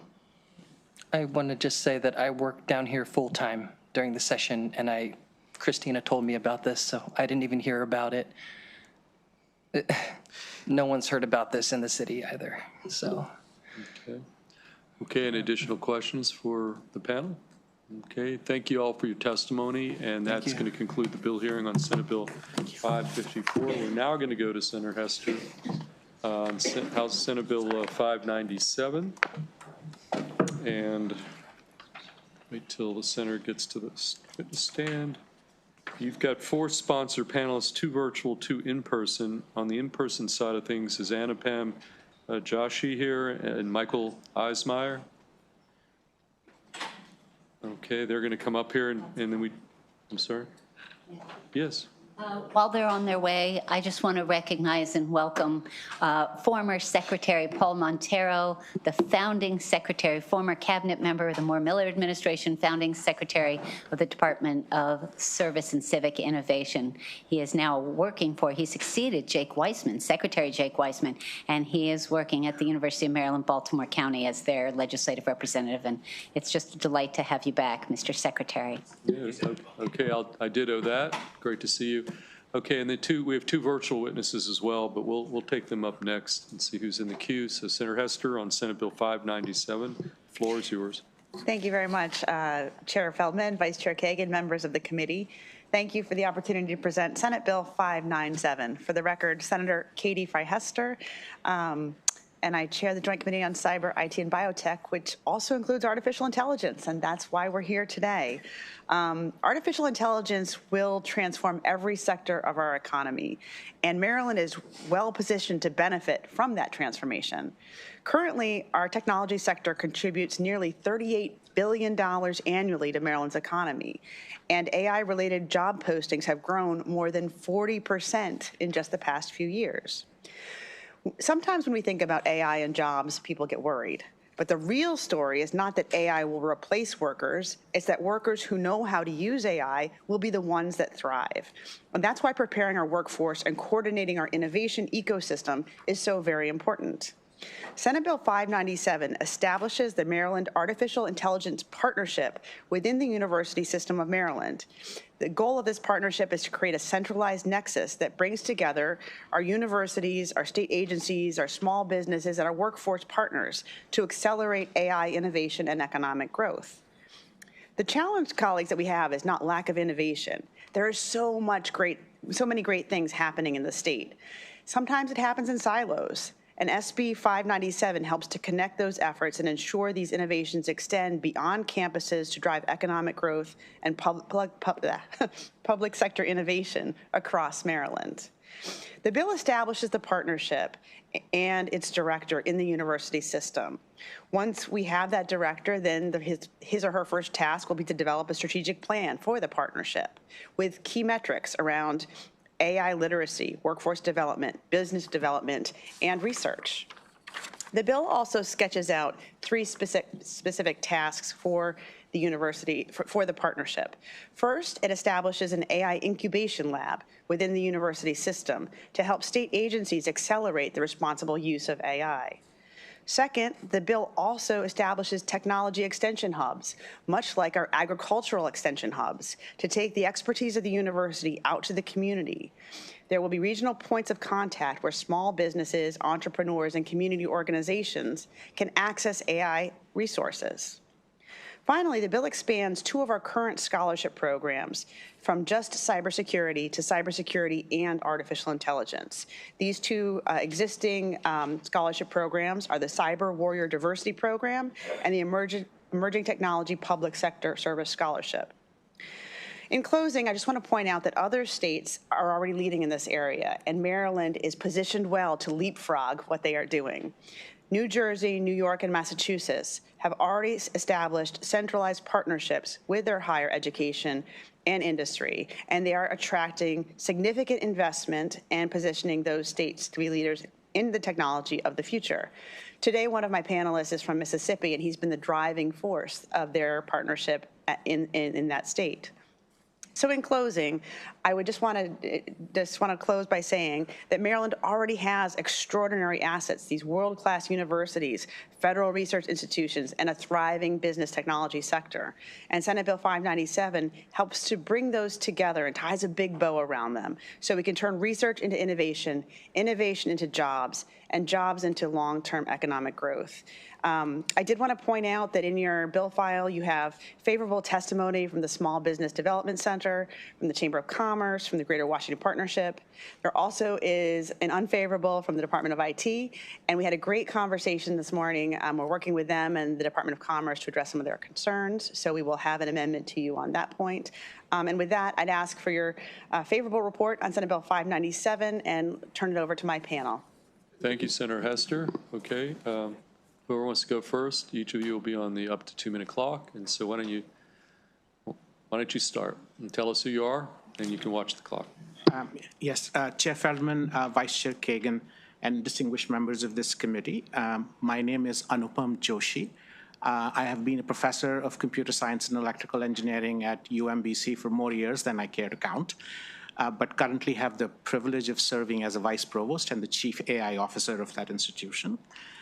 It is my pleasure to add my voice to that of my USM colleagues in strong support of Senate Bill 597, which leverages Maryland's unique academic and federal assets to secure a leading position in the AI-driven global economy that is emerging. As a USM institution that has the Carnegie R1, Community Engaged, and Minority Serving designations, UMBC recognizes the potential of this bill to accelerate innovation, foster economic growth, and secure Maryland's leadership in AI. This bill arrives at a critical juncture. It creates a single nexus to advance AI innovation and workforce readiness. We, along with our sister USM institutions, are ready to lead some of the key initiatives identified in this bill and ensure that a diverse pipeline of talent is AI ready for the high-paying jobs of the future economy. We have long served as a critical node in Maryland's cybersecurity and AI ecosystem. Our support for this bill is rooted in our existing successful partnerships with state agencies, our role as a major developer of the state's technical workforce, through the Cybersecurity Institute, the Institute for Innovative Computing, and other programs. We already provide the state with proofs of concepts of the kind of work that this bill seeks to scale. These include cyber range that is used by community colleges and schools across the state, a cyber clinic, and a work to red team some of the AI applications that the state is incubating. This bill will ensure a more durable and scalable approach. I therefore urge you to report favorably on this bill, and as Senate President Ferguson recently highlighted, support it financially as well. Thank you. Okay, Mr. Eismeyer from University of Maryland, University System of Maryland. Yes, thank you, sir. Good afternoon, Chair, Vice Chair, and members of the committee. Thank you for the opportunity to testify. My name is Michael Eismeyer, Associate Vice Chancellor and Chief Information Officer for the University System of Maryland, and I'm speaking today on behalf of the USM in support of Senate Bill 597. From a system leadership perspective, we believe this bill is both timely and necessary. Establishing the Maryland Artificial Intelligence Partnership with the University System of Maryland recognizes that advancing artificial intelligence at the scale Maryland requires demands coordination across institutions, agencies, and regions, not isolated efforts. USM is structured precisely to provide that kind of statewide alignment and governance. As a system, USM brings together institutions and facilities that are necessarily distributed across Maryland's geography: urban and rural, eastern and western, coastal and inland. This statewide presence allows us to serve as an effective backbone for the technology extension hubs envisioned in the legislation, ensuring that AI resources, training, and engagement are accessible to communities and employers throughout the state, not concentrated in a single location or region. Equally important is the collective expertise across all USM universities. Taken together, our institutions represent a broad and complementary portfolio of strengths in artificial intelligence, spanning research, education, ethics, cybersecurity, health, engineering, data science, and public sector innovation. The partnership and the Artificial Intelligence Incubation Lab are designed to leverage that system-wide expertise, matching state needs with the right faculty, researchers, and students wherever they are located within the USM. Senate Bill 597 also reflects a clear understanding that AI is not only a research and academic imperative, but a workforce and public service imperative. The expansion of training programs and scholarships to include artificial intelligence aligns directly with USM's mission to prepare Maryland's current and future workforce to serve the state. We urge a favorable report on Senate Bill 597. Okay, thank you. Let's get our two virtual witnesses here, also part of the sponsor panel. Mr. Napier, why don't you start again? You're on the 2-minute clock and you sign up straight favorable, part of Senator Hester's panel. Yes, good afternoon, Chair, Vice Chair, members of the committee. Thank you for the opportunity to testify today on Senate Bill 597. I'm Dr. Colin Napier, Director of the Mississippi Artificial Intelligence Network, otherwise known as MAIN, and this is Mississippi's statewide AI initiative and the first of its kind in the nation. MAIN unites all of public higher education institutions, K-12, state and local government, and business and industry partners across Mississippi and is anchored at Mississippi Gulf Coast Community College. Senate Bill 597 is modeled in significant part on the MAIN framework. Your Maryland Artificial Intelligence Partnership creates the exact single nexus we built in Mississippi. The bill's technology extension hubs mirror the physical and virtual hubs we have envisioned and established and plan to scale statewide as part of our visionary framework. And these hubs will serve as one-stop resources for small businesses and learners, delivering no-cost AI skills training and scaling access to computing power. In Mississippi, this coordinated approach is already producing real results. No-cost statewide curriculum reaches every single Mississippian across the state who is engaged in hands-on or virtual training and has produced over 25,000 cumulative hours of free AI education statewide. This model works, and it is exactly the framework Senate Bill 597 would establish to drive Maryland's economic growth, small business competitiveness, and workforce pipelines. The Artificial Intelligence Incubation Lab in the bill closely parallels our AI Innovation Hub with our Department of Information Technology Services. Expanding the Cyber Warrior Diversity Program and Emerging Technology Public Service Scholarship directly supports the enrollment cliff solutions and industry-aligned pathways we are building. The MAIN model succeeds because it treats AI as essential public infrastructure. Based on our success in Mississippi, I strongly support passage of Senate Bill 597. Thank you. Okay, thank you, Doctor. We're going to next go finally to Charles Harry from the University of Maryland. And, yep, why don't you start? Okay. Chair, Vice Chair, members of the committee, my name is Dr. Charles Harry. I'm a professor at the University of Maryland in College Park. I'm also the director of the Center for Governance of Technology and Systems in the School of Public Policy. Thank you for the opportunity to testify in support of this bill. I strongly support this legislation because it meaningfully advances the governor's executive order on artificial intelligence by specifically focusing not simply on adopting AI tools, but on building the institutional capacity to use them effectively. We know that technology alone does not change outcomes. How it is governed, instrumented, and deployed determines whether it delivers public value or creates new risks. Artificial intelligence by itself will not solve Maryland's most complex service delivery challenges, but powerful tools placed in the hands of experienced public servants and domain experts can transform how government operates, improving performance while reducing costs. SB 597 does two particularly important things in this regard. First, it brings human expertise into the design and prototyping process across complex policy landscapes. It does not simply throw AI at the problem. Public systems, health, transport, workforce development, public safety, are all deeply interconnected, and introducing AI into these domains requires technical knowledge, policy literacy, and operational experience. This bill creates a structured environment where researchers, technologists, and public servants can collaboratively instrument prototypes to ensure they are aligned with measurable objectives, better service delivery, improved outcomes, fiscal responsibility. That integration of expertise is what turns innovation into impact. Second, the bill builds on the state's ability to fail rapidly and responsibly. In innovation ecosystems, the costliest mistake is not failure, it is late failure. Projects that are not stress tested early often consume significant time. Equally important, this legislation builds durable capability within the state, and for that reason, I urge a favorable adoption of this bill. Thank you. Okay, thank you to all the witnesses. Okay, questions for Senator Hester or the four sponsor panelists? All in favor? And we're going to start with Senator Brooks. Thanks, Chair. Thanks for the bill, Senator. Yeah. Did you get a chance to look at the letter coming from Do It?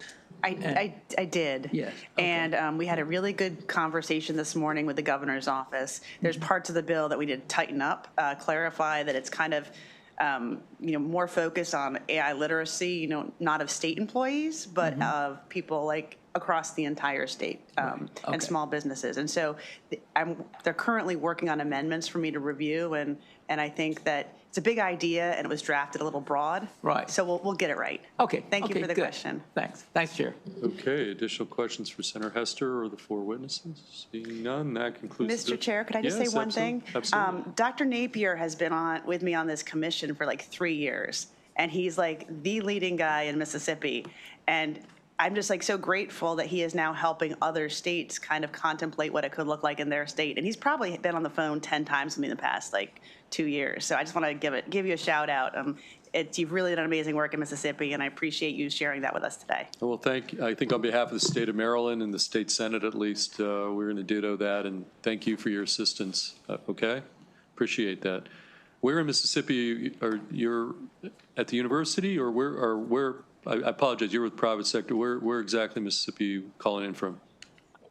So I am at Mississippi Gulf Coast Community College here on the Gulf Coast region of the state of Mississippi, and it is the anchor institution for this statewide AI initiative.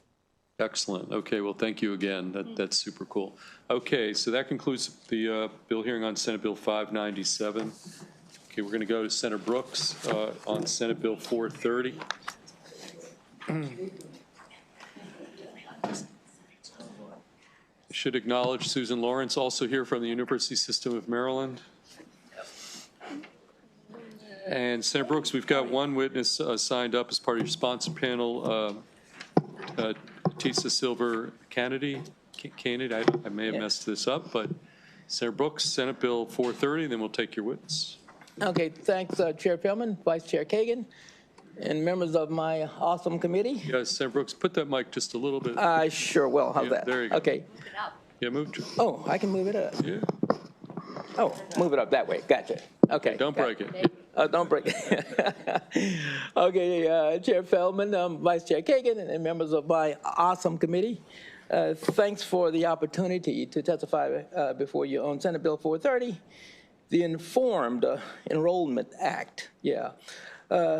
Choosing a college is one of the most important financial and educational decisions a student and their family will make, But too often students make that decision without clear information about cost, outcomes, and what they can realistically expect, after graduation. While Maryland has worked hard to expand access to higher education, access alone does not guarantee that students are able to fully make informed choices. Many families simply do not know that the U.S. Department of Ed already provides a tool, the College Scoreboard, that allows them to see important information like graduation rates, typical student debt, and earnings after graduation. Instead, students sometimes rely on rankings that are less transparent and may give a full picture, will not give a full picture of that particular institution's institutional outcomes. SB 430 takes a very practical step. It simply ensures that the students are made aware of the existing federal resources so they can review objective data while considering where to enroll. When students have access to clear information about cost, completion rates, and career outcomes, they are better equipped to choose institutions and programs that align with their goals. This matters even more when we consider the financial stakes. Maryland has some of the highest student loan debt in the country, with hundreds of thousands of residents carrying student debt. When families are making such a significant investment, They deserve access to clear and reliable information to guide that decision. Finally, I want to acknowledge the concerns raised in Maryland Association of Colleges. We appreciate their engagement and have submitted an amendment to clarify the bill's intent and to confirm that the requirement apply to four-year institutions. Yeah, for these reasons, I respectfully ask for a favorable report on SB 430. Okay, thank you, Senator Brooks. We're going to go to your single witness. Greetings, Chair Feldman, Vice Chair Kagan, and members of the committee. I'm Dr. Tisa Silver-Kennedy, founder and executive director of the Maryland Center for Collegiate Financial Wellness. The heart of our mission is to help Marylanders make informed decisions about higher education and how to pay for it. And from my work with current and former students, I can wholeheartedly say, students and families need a better understanding of the costs and benefits of higher education. Having a better understanding can give them a better chance to make more informed decisions and achieve a better return on their investment. Now, determining that ROI begins with estimates, and there are plenty of on- and off-campus sources of information to help with that calculation. At the center, we refer Marylanders directly to each institution's website for details on admissions and financial aid processes, costs, and sources of funding. We also direct them to federal and state government resources such as the College Scorecard, College Navigator, and the Maryland Higher Education Commission. But the presentation of information varies by institution and by agency, and sometimes the presentation varies across units within the same institution or agency. This often creates a frustrating experience, especially for first-generation students and others who are navigating the higher education selection process without support. SB 430 requires institutions to share existing information in a deliberate, coordinated fashion throughout the campus ecosystem. The bill refers to the cost of attendance, graduation rates, salary outcomes, and debt outcomes, all of which financial aid professionals know well due to federal reporting requirements. Having a state-level requirement will ensure that this information remains available with the added benefit of prominent positioning for students to reach with relative ease. In closing, SB 430 provides schools with, one, ample time to enhance existing communications, and two, the opportunity to encourage informed decision-making and financial preparedness for one of the most significant financial decisions of a lifetime. Thank you for your consideration, and I ask that you issue a favorable report on SB 430. Okay, thank you, Doctor. Okay, we're going to start with Vice Chair Kagan. We have a couple Thank you, Mr. questions. Chair. Thank you, Senator Brooks, for this bill. And I'm sitting here, I'm supposed to step out. I'm supposed to be in a 4 o'clock thing, but I really want to ask a question. I feel like we've had something similar to this, and one of the aspects, there's one line that kind of rankles me, which is salary projections, salary estimates. Hold on, I want to say the right words. Salary outcomes. And my worry is that we would end up with no social workers in the state of Maryland. We could say no state legislators. No, I mean, there's so many really important jobs that pay badly, and they can do their own research, but do we have to provide a disincentive and the daunting reality before they even think about what fields they might want to explore? So I wonder if you've got thoughts about that, or we can talk about it offline. But that's just the only thing that worries me, is that we're going to really steer people towards engineering or investment banking, and we need teachers and nurses and social workers and folks, you know, in fields that don't pay so well. Right. Well, I would think we just want the kids to be well informed. Yeah. If that's a choice that they want to make, you know, then by all means. But we just don't want them to go into it with their eyes closed, but just be well aware of what those particular choices are. Hey, Doctor, any final thought before we move to Senator Kramer on this issue of being steered to where the money is and that, you know, kind of skewing things? I just put it out there.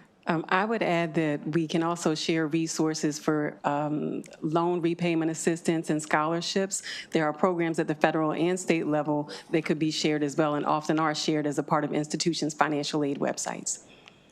Okay. Any additional questions? Seeing none, that's good. I'd just like to conclude, Mr. Chair. There's no fiscal note. Okay. There is no opposition, and that ain't no bull. So. All right. Okay. With that concludes bill hearing on Senate Bill 430. And we are going to call up Senator Ben Kramer from the 19th Fighting 19th District of Maryland, and Senate Bill 628. And I've got three witnesses. Doctor, you could stay at the stand. You actually were going to be virtual on this one, but you're actually here in person, so we can sit right there. Christopher Medeo and Winston Berkman Breen. Those are three sponsor panelists. And Senator Kramer, floor is yours. Senate Bill 628. Thank you, Mr. Chair, and good afternoon, colleagues on the committee. Ben Kramer here to introduce Senate Bill 628. Colleagues, we took an important step a couple of years ago with regard to student debt. With the help of this committee and our colleagues in the chamber, we prohibited colleges and universities in the state from holding transcripts hostage, and the problem was it very often kept students from continuing their education or from getting jobs because they did not have their transcripts. And if they transferred to another university that cost less money, they couldn't get in there because they couldn't get their transcripts. If they needed a job, but they couldn't get the job because their transcript was held hostage, that was a significant problem. And again, this committee and our colleagues said this is a wrong practice, and we prohibited it in the state. The bill before you builds on that work. And quite simply, if we are going to pursue the subject of student debt and how we may want to try to address it, this bill will give us some background information that is incredibly important to make that happen. The bill before you is a data collection measure. That's it. We're not making any policy calls. We're not looking to change any practices. This is about data collection. And it's meant to help us in the state of Maryland better understand an often overlooked form of student debt, and that is institutional debt, which is debt that is owed directly to colleges and universities rather than to federal or private student loan programs. Across the country, the conversation around student debt typically focuses on federal loan balances.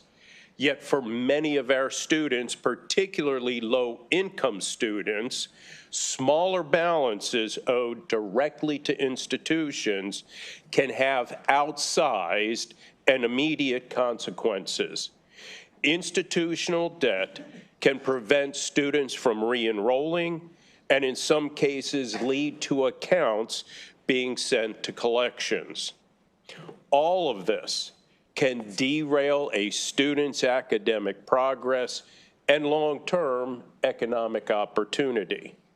National research has begun to illuminate the scope of this issue, and studies have found that institutional debt frequently ranges from a few $100s to a few $1,000s, amounts that on their face may seem small in the broader loan conversation, but often have significant consequences that can prevent a student from continuing their education.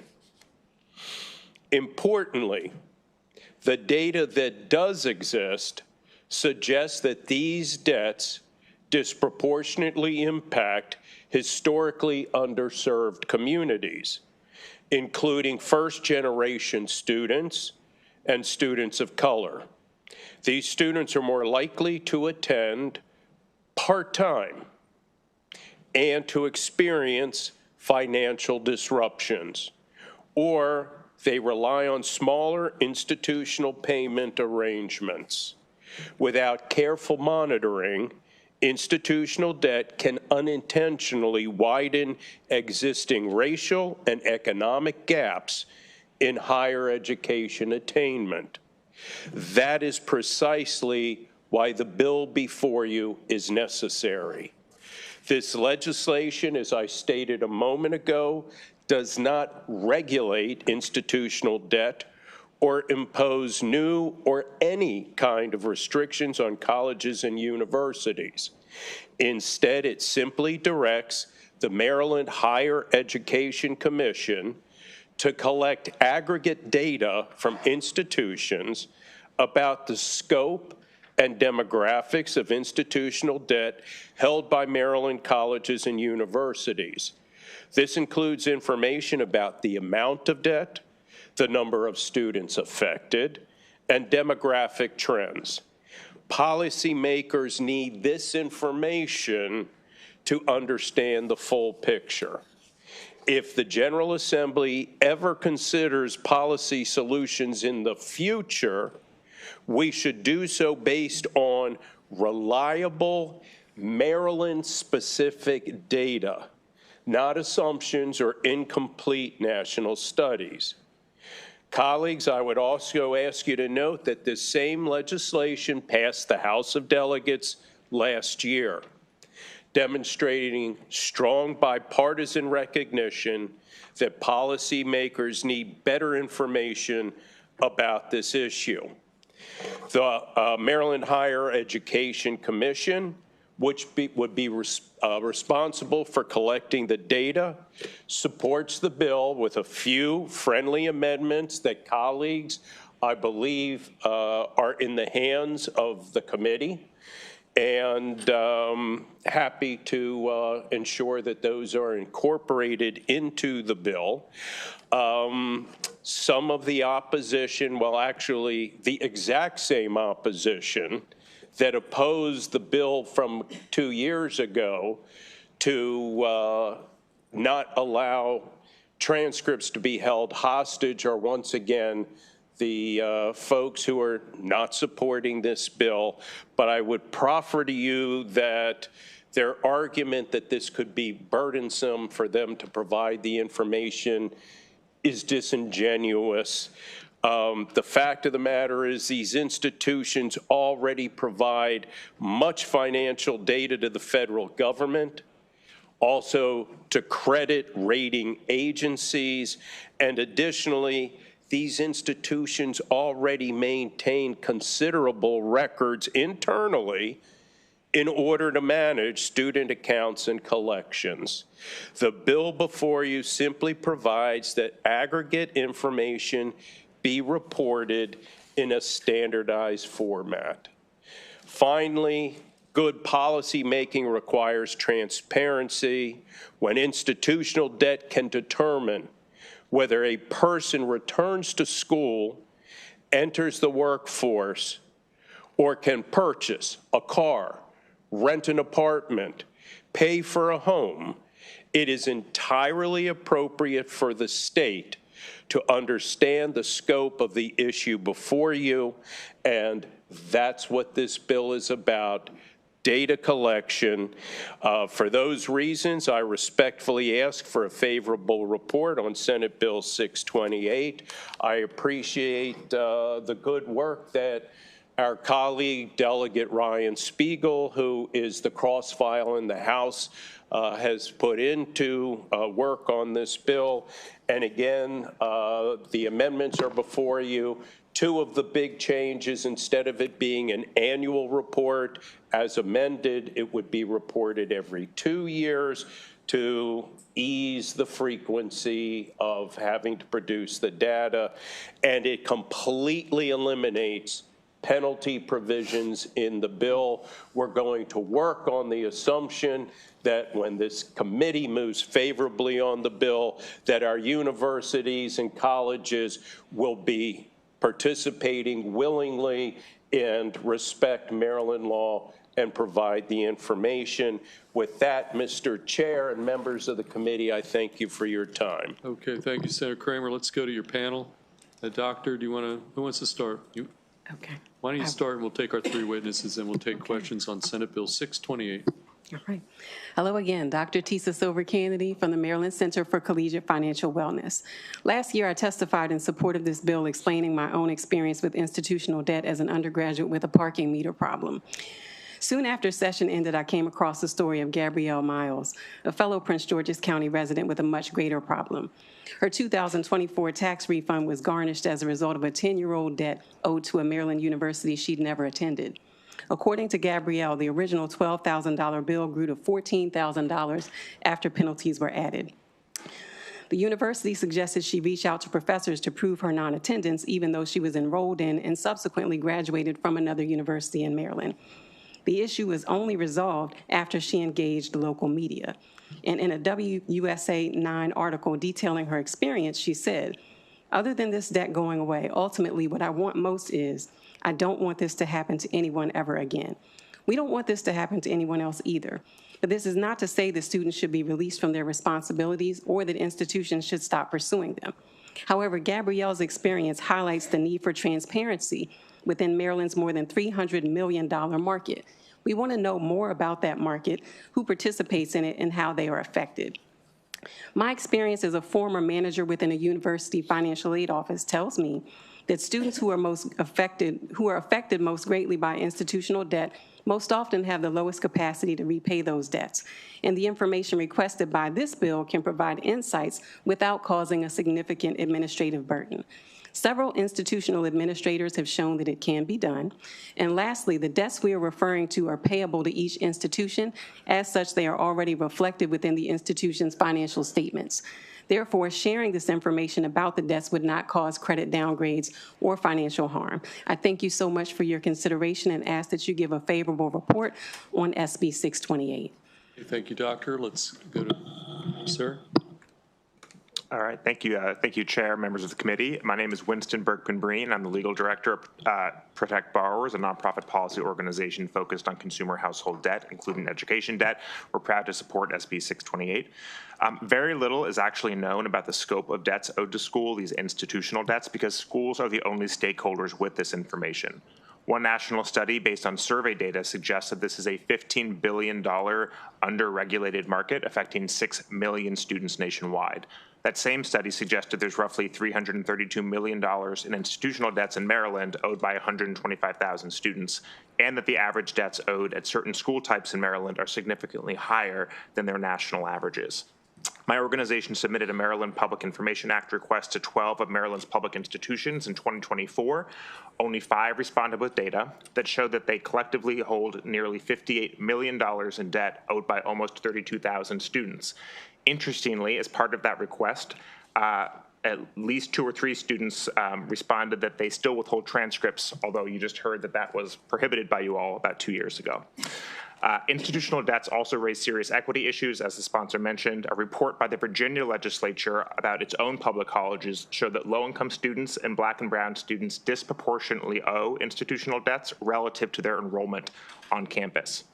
State policymakers lack information to truly understand the impact of these debts. This bill would remedy that problem by simply requiring reporting by institutions to MHEC so that policymakers like you all can make data-driven, informed decisions. As you've heard already, this bill does not change any policies or cancel any debts. I ask for a favorable report and would be happy to answer any questions, and more data is provided in my written testimony. Okay, thank you. We'll go to our final witness, Mr. Medeo. Yes, hello, Christopher Medeo from Senior Advisor for Federal and State Accountability at the Institute for College Access and Success. You passed a great bill a few years ago to stop schools from withholding transcripts from students who owe money to their school, but institutional debt owed to schools is still a problem. Schools can still withhold degrees and credentials, place barriers on re-enrollment, and use debt collection practices that harm students, including wage garnishment. Good schools do it, and schools that are not as good do it, like ITT Tech and Brightwood College, that have been alleged to have committed serious violations. These debts can follow students even after a school closes, which I can tell you based on cases I worked on when I was in the Consumer Protection Division here at the Maryland AG's office. The data we have from the National Student Clearinghouse Research Center shows that Maryland had over 600,000 residents under the age of 65 who withdrew from college without getting a credential. That was as of a few years ago. But we have no way of knowing how many of them owe a debt to their school. This bill is an important way to find out. Opponents or people with concerns may say that it's bad that there's no proposal on what to do with the data, but that's actually a good thing. We need the data to come up with a narrowly tailored and appropriate solution that's fair for students and for schools. And even if schools do need to adjust any systems to report this data, they can do it. Schools are always adjusting the data reporting when needed. For example, federal law now requires schools to report graduate information so the Department of Information can publish data on their earnings and cut off money to schools that have too low of earnings or programs with too low of earnings. This bill is a good bill. It solves the problem of the lack of available data, and we ask for a favorable report. Thank you. Okay, thank you to Senator Kramer, the entire panel. Now we'll take questions from the committee. Questions? Okay, seeing none, that's going to conclude our bill here on Senate Bill 628. Thank you, Senator Kramer. Okay, Senator Lewis Young, I see you here on behalf of the Frederick County Senators on Senate Bill 534. Thank you very much, Mr. Chair. And we have, is William, okay, no, we have one witness signed up in unfavorable, so we'll take him up next. But Thank you. This is my last bill before you this session, and I promise it will be much more brief than yesterday's bill. This was a bill that was passed unanimously by the Frederick County delegation. It increases transparency and communication by requiring a period of public comment during meetings of the Board of Trustees of our local community college. It also requires that the college maintain video or audio recordings of each meeting for at least 5 years. And it also requires a transcription of a video or audio recording in perpetuity. Finally, this bill requires board members to undergo training every 2 years on board governance. Based on a very similar bill last year, SB 813, that was passed by the Howard County delegation and voted out of the delegation unanimously, this committee unanimously, and on the floor unanimously, we modeled our bill after that bill, plus we added some verbiage to allow for public comment. There are 16 community colleges in Maryland. 13 already have these similar practices. You are going to hear some oppositional testimony today, and I would like to address that. I'm disappointed. They will probably tell you they're doing this already. They were not, and that's why this bill was necessary, and if in fact they are doing it, they shouldn't have any opposition whatsoever. They also took a vote as to whether or not to support this bill. They voted against it, but that was not unanimous. There were 2 dissenters. Also, another reason for my disappointment is that I worked very closely with the president of the Board of Trustees to modify this bill. In fact, I added 2 amendments to the delegation bill that acknowledged the efforts of the community college to engage with the public and that this was supplemental to their already efforts to try to be more transparent and communicate better with the community that supports the college. So given the unanimous support of our delegation, as well as the history behind a similar bill, I ask you all for your favorable support. Okay, thank you. We're going to go to Senator Gallion and then for questions.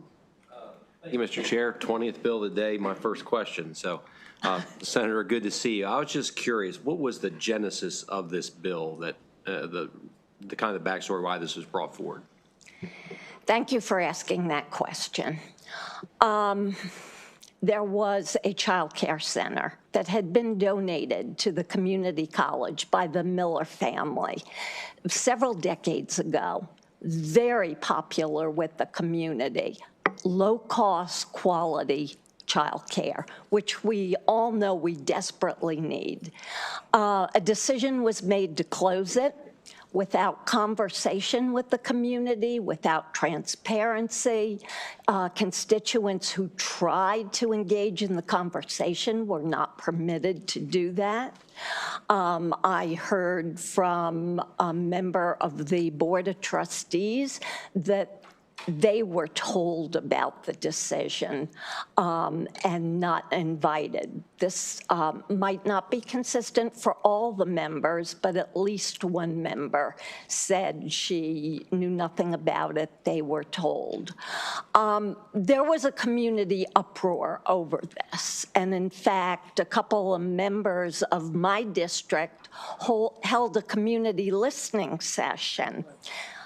I called the community college to try to get the minutes or the memorandum of understanding from the Miller family to better understand their donation to the child care center to see if it was in perpetuity, and they told me nothing existed, which is why it's so important to keep minutes and recordings in perpetuity. So at the end of the day, clearly the college's decision to close down the child care center, although not popular with the community, but what brought this bill forward is the process in which that happened without community transparency and input. Thank you. Okay, additional questions for Senator Lewis Young on behalf of the Frederick County Senators? Okay, thank you, Senator. We do have one witness, Mr. Reed, signed up unfavorable from the Frederick Community College Board of Trustees, and you can begin whenever you're ready. Unfavorable. Yes, good afternoon, Chair Feldman and members of the Education, Energy, and Environment Committee. Thank you for this opportunity to testify. My name is Dr. William Reed, and I'm speaking on behalf of the Frederick Community College Board of Trustees in opposition to Senate Bill 534. As a member of the board, we serve in a nonpartisan capacity and have a responsibility to act in the best interest of the students we serve and the residents of Frederick County. Our governance practice already emphasizes transparency and community engagement. The board intentionally solicits community input through outreach processes documented in a structured plan available on our website, and members of the public may communicate with trustees outside the meeting at any time. In addition, at our January 21st, 2026 meeting, the board voted to amend its bylaws to formally include public comment at the board meetings. Also, the board is already fully subjected to and compliant with the Maryland's Open Meetings Act. Therefore, Senate Bill 534 creates unnecessary and duplicative statutory requirements. Importantly, this legislation removes an element of local governance authority and replaces it with a state mandate. Frederick Community College already operates within a strong governance framework and has demonstrated its commitment to transparency without the need for further statutory action. The bill also would create new cost. The college estimates implementing mandatory recording and posting requirements would cost approximately $15,000 yearly, yet the legislation provides no funding, effectively creating an unfunded mandate. Trustees have already completed extensive training, including ethics and Open Meeting Act requirements, with more than 40 hours of professional development since 2023. In addition, Frederick Community College was recently reaffirmed for accreditation with no governance-related findings, further demonstrating that the college already operates under a strong and effective governance structure. For these reasons, we respectively urge an unfavorable report to Senate Bill 534. Thank you for your time and consideration. Okay, questions for Dr. Reed? Okay, seeing none, that concludes the bill here on Senate Bill 534. Which brings us to our 21st and final bill of the day. Who do we have here from Charles County? Well, it's Kevin Harris on behalf of the Charles County Senators on Senate Bill 574. Well, I'll bring up, I got two witnesses on the list saying signed favorable, Joe Roberts and Keith Compton. And then there are two, are virtual witnesses? Yes. And then we have two virtual witnesses signed up unfavorable, so. Okay, Senator Harris, all yours, Senate Bill 574 on the final bill of the day. Absolutely. Appreciate that. Let me bring us home, Chair, Vice Chair, and members of this awesome EEE Committee. For the record, Senator Kevin M. Harris, representing Legislative District 27, which include Prince George's, Charles, and Calvert County. Actually presenting my first bill as the new chair of the Southern Maryland delegation, which includes Charles County. So here to present Senate Bill 574. Charles County student bus transportation provided displacement on behalf of the Charles County Senate delegation.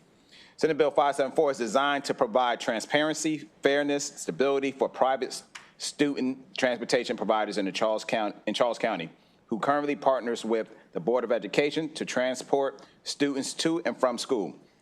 Senate Bill 574 establishes clear procedures that must be followed before Charles County Board of Education displace an existing private transportation provider. Specifically, this bill requires advance notice and a public hearing before any decision is made to replace a private provider with services operating directly by the Board of Education or another entity. The bill also creates meaningful timelines for notice and transitions, including a long-term planning requirement before displacements occur. These safeguards are reasonable and necessary. The school bus contractors often invest substantial resources in vehicles, maintenance, facilities, insurance, and personnel. Abrupt termination of contracts or sudden policy changes can jeopardize small businesses, disrupt employees' livelihoods, and create instability in transportation systems that thousands of students depend on each day. Senate Bill 574 ensures that the public can evaluate the educational, financial, and operational implications of altering the current transportation model. The public hearing requirement allows parents, workers, contractors, and taxpayers to participate in decisions that affect student safety. Senate Bill 574 supports stability in the student transportation system. Reliable transportation is essential to students' attendance, safety, and overall education success.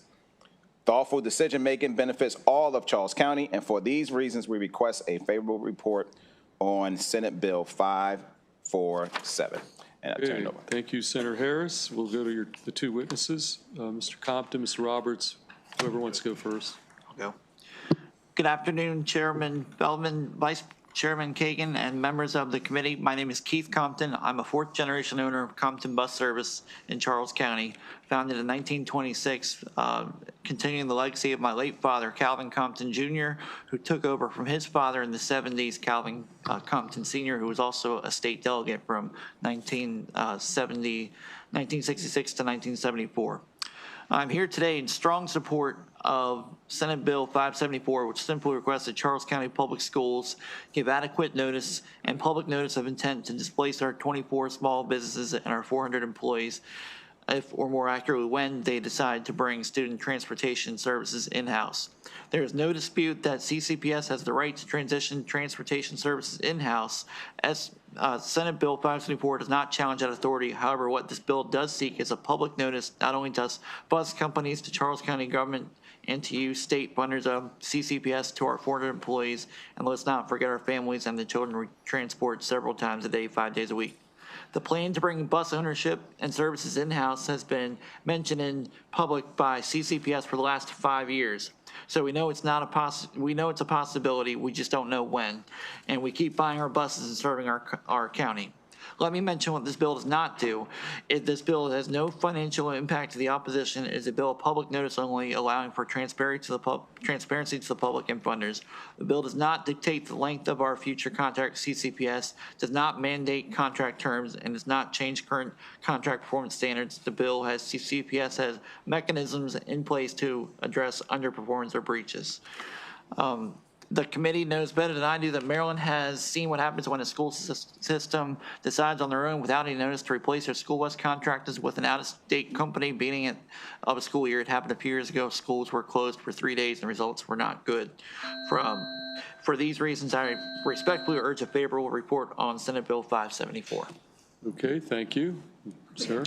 Good afternoon, Chair Feldman and Vice Chair Kagan and committee members. My name is Joe Roberts, and I am with James A. Stuffy Company.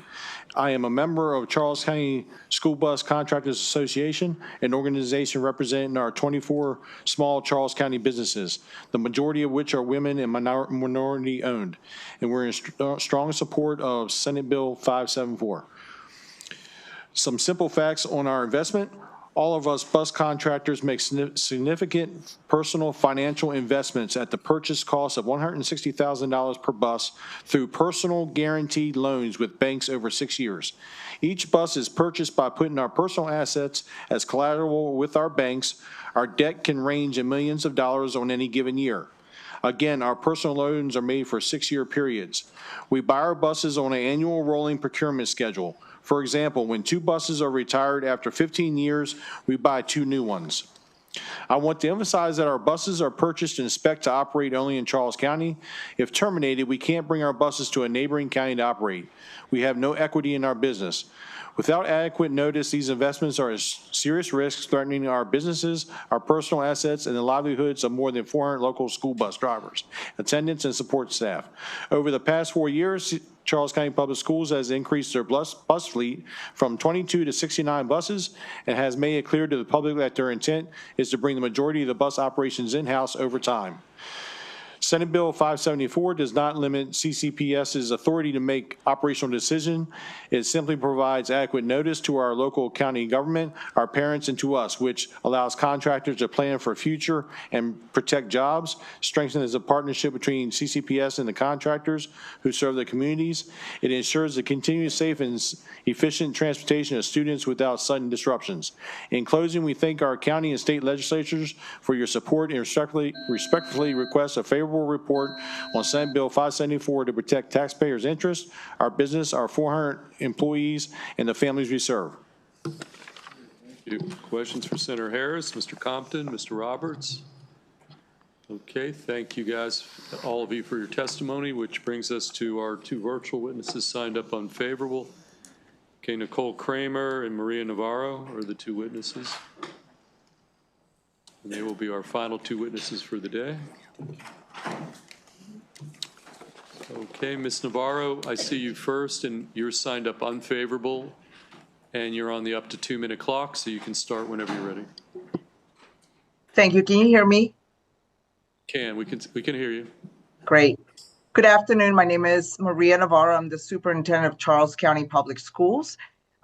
Senate Bill 574 would not mandate the use of private companies for public services. Would mandate. This bill is bad public policy for the state of Maryland. The bill sets a precedence for every other local school system that uses private contractors for transportation services. In fact, this bill sets a precedence for the use of private companies to provide any public service across the state. Other private companies will look at the General Assembly for guarantees written in state law that the state, counties, Board of Education, and other public agencies must use their services. The use of private contractors in Charles County Public Schools can prove to be very useful, but only upon the determination that it would make operational and, most importantly, fiscal sense to do so. We have seen a rise in the cost of providing contracts to private providers over the years. Yet in Charles County, it makes sense to have a mixed model of transportation with both contracted services and in-house transportation. So we instituted a multi-year contract with accountable metrics that ensure we continue working with contractors who provide great services, and we stop working with those that don't. And we don't transfer those services to other counties because we want every student to be safely transported to and from schools. We are very clear that we are held accountable to the taxpayers, and the expectation is to ensure that our contracts are reasonable and provide the best operational services to the students. We need the flexibility to do so. I urge you to have an unfavorable report to Senate Bill 574. Thank you. Okay, thank you. Any questions for the superintendent? Superintendent Navarro? Okay, seeing none, that's going to bring us to our final witness on this bill, Nicole Kramer. from the Charles County Board of Education. Yes, good afternoon, Chairman. I'm Nicole Kramer. I'm the chairperson of the Board of Education of Charles County. The Board of Education of Charles County is a publicly elected board. Each member was elected to serve the interests of the public. And one of the many expectations of the public is that the board use its limited fiscal resources in a responsible manner. That often involves very hard decisions about where to focus the limited public dollars that we've been provided. Obviously, the top priority is meeting the needs of students, including through the Blueprint for Maryland's Future. But the needs of the students also include providing a transportation system, which is not included in the Blueprint. In fact, the provision of transportation services is the largest underfunded line item in our budget. The school system receives approximately $14.7 million from the state in transportation funding and zero from the county. Yet our costs exceeded $48 million just last year alone. Every dollar spent on private contractors comes out of some other program or line item in our budget. Senate Bill 574 ties the hands of the Board of Education to plan effectively for transportation. The General Assembly should not remove the rights of any local board in trying to confront such fiscal pressures. I urge this committee to issue an unfavorable report on Senate Bill 574. Thank you for your time. Okay, we've got any questions for the president of our Charles County Board of Education, Ms. Kramer? We've got Senator Kevin Harris. Appreciate that, Mr. Chair. Appreciate you being here. Quick question. I just want to make sure I heard you correctly. How much do the state provide you for transportation? Around $14.7 million based on most recent numbers. Got it. How much does the county provide you again? We receive $0 from the county. Got it. Appreciate that. That's all the questions. Appreciate it. Okay, additional questions for our witness from the Board of Education. Charles, seeing none, that concludes the bill hearing on Senate Bill 574. And colleagues, that concludes our 21 bill hearings for today, and I hereby declare this meeting adjourned.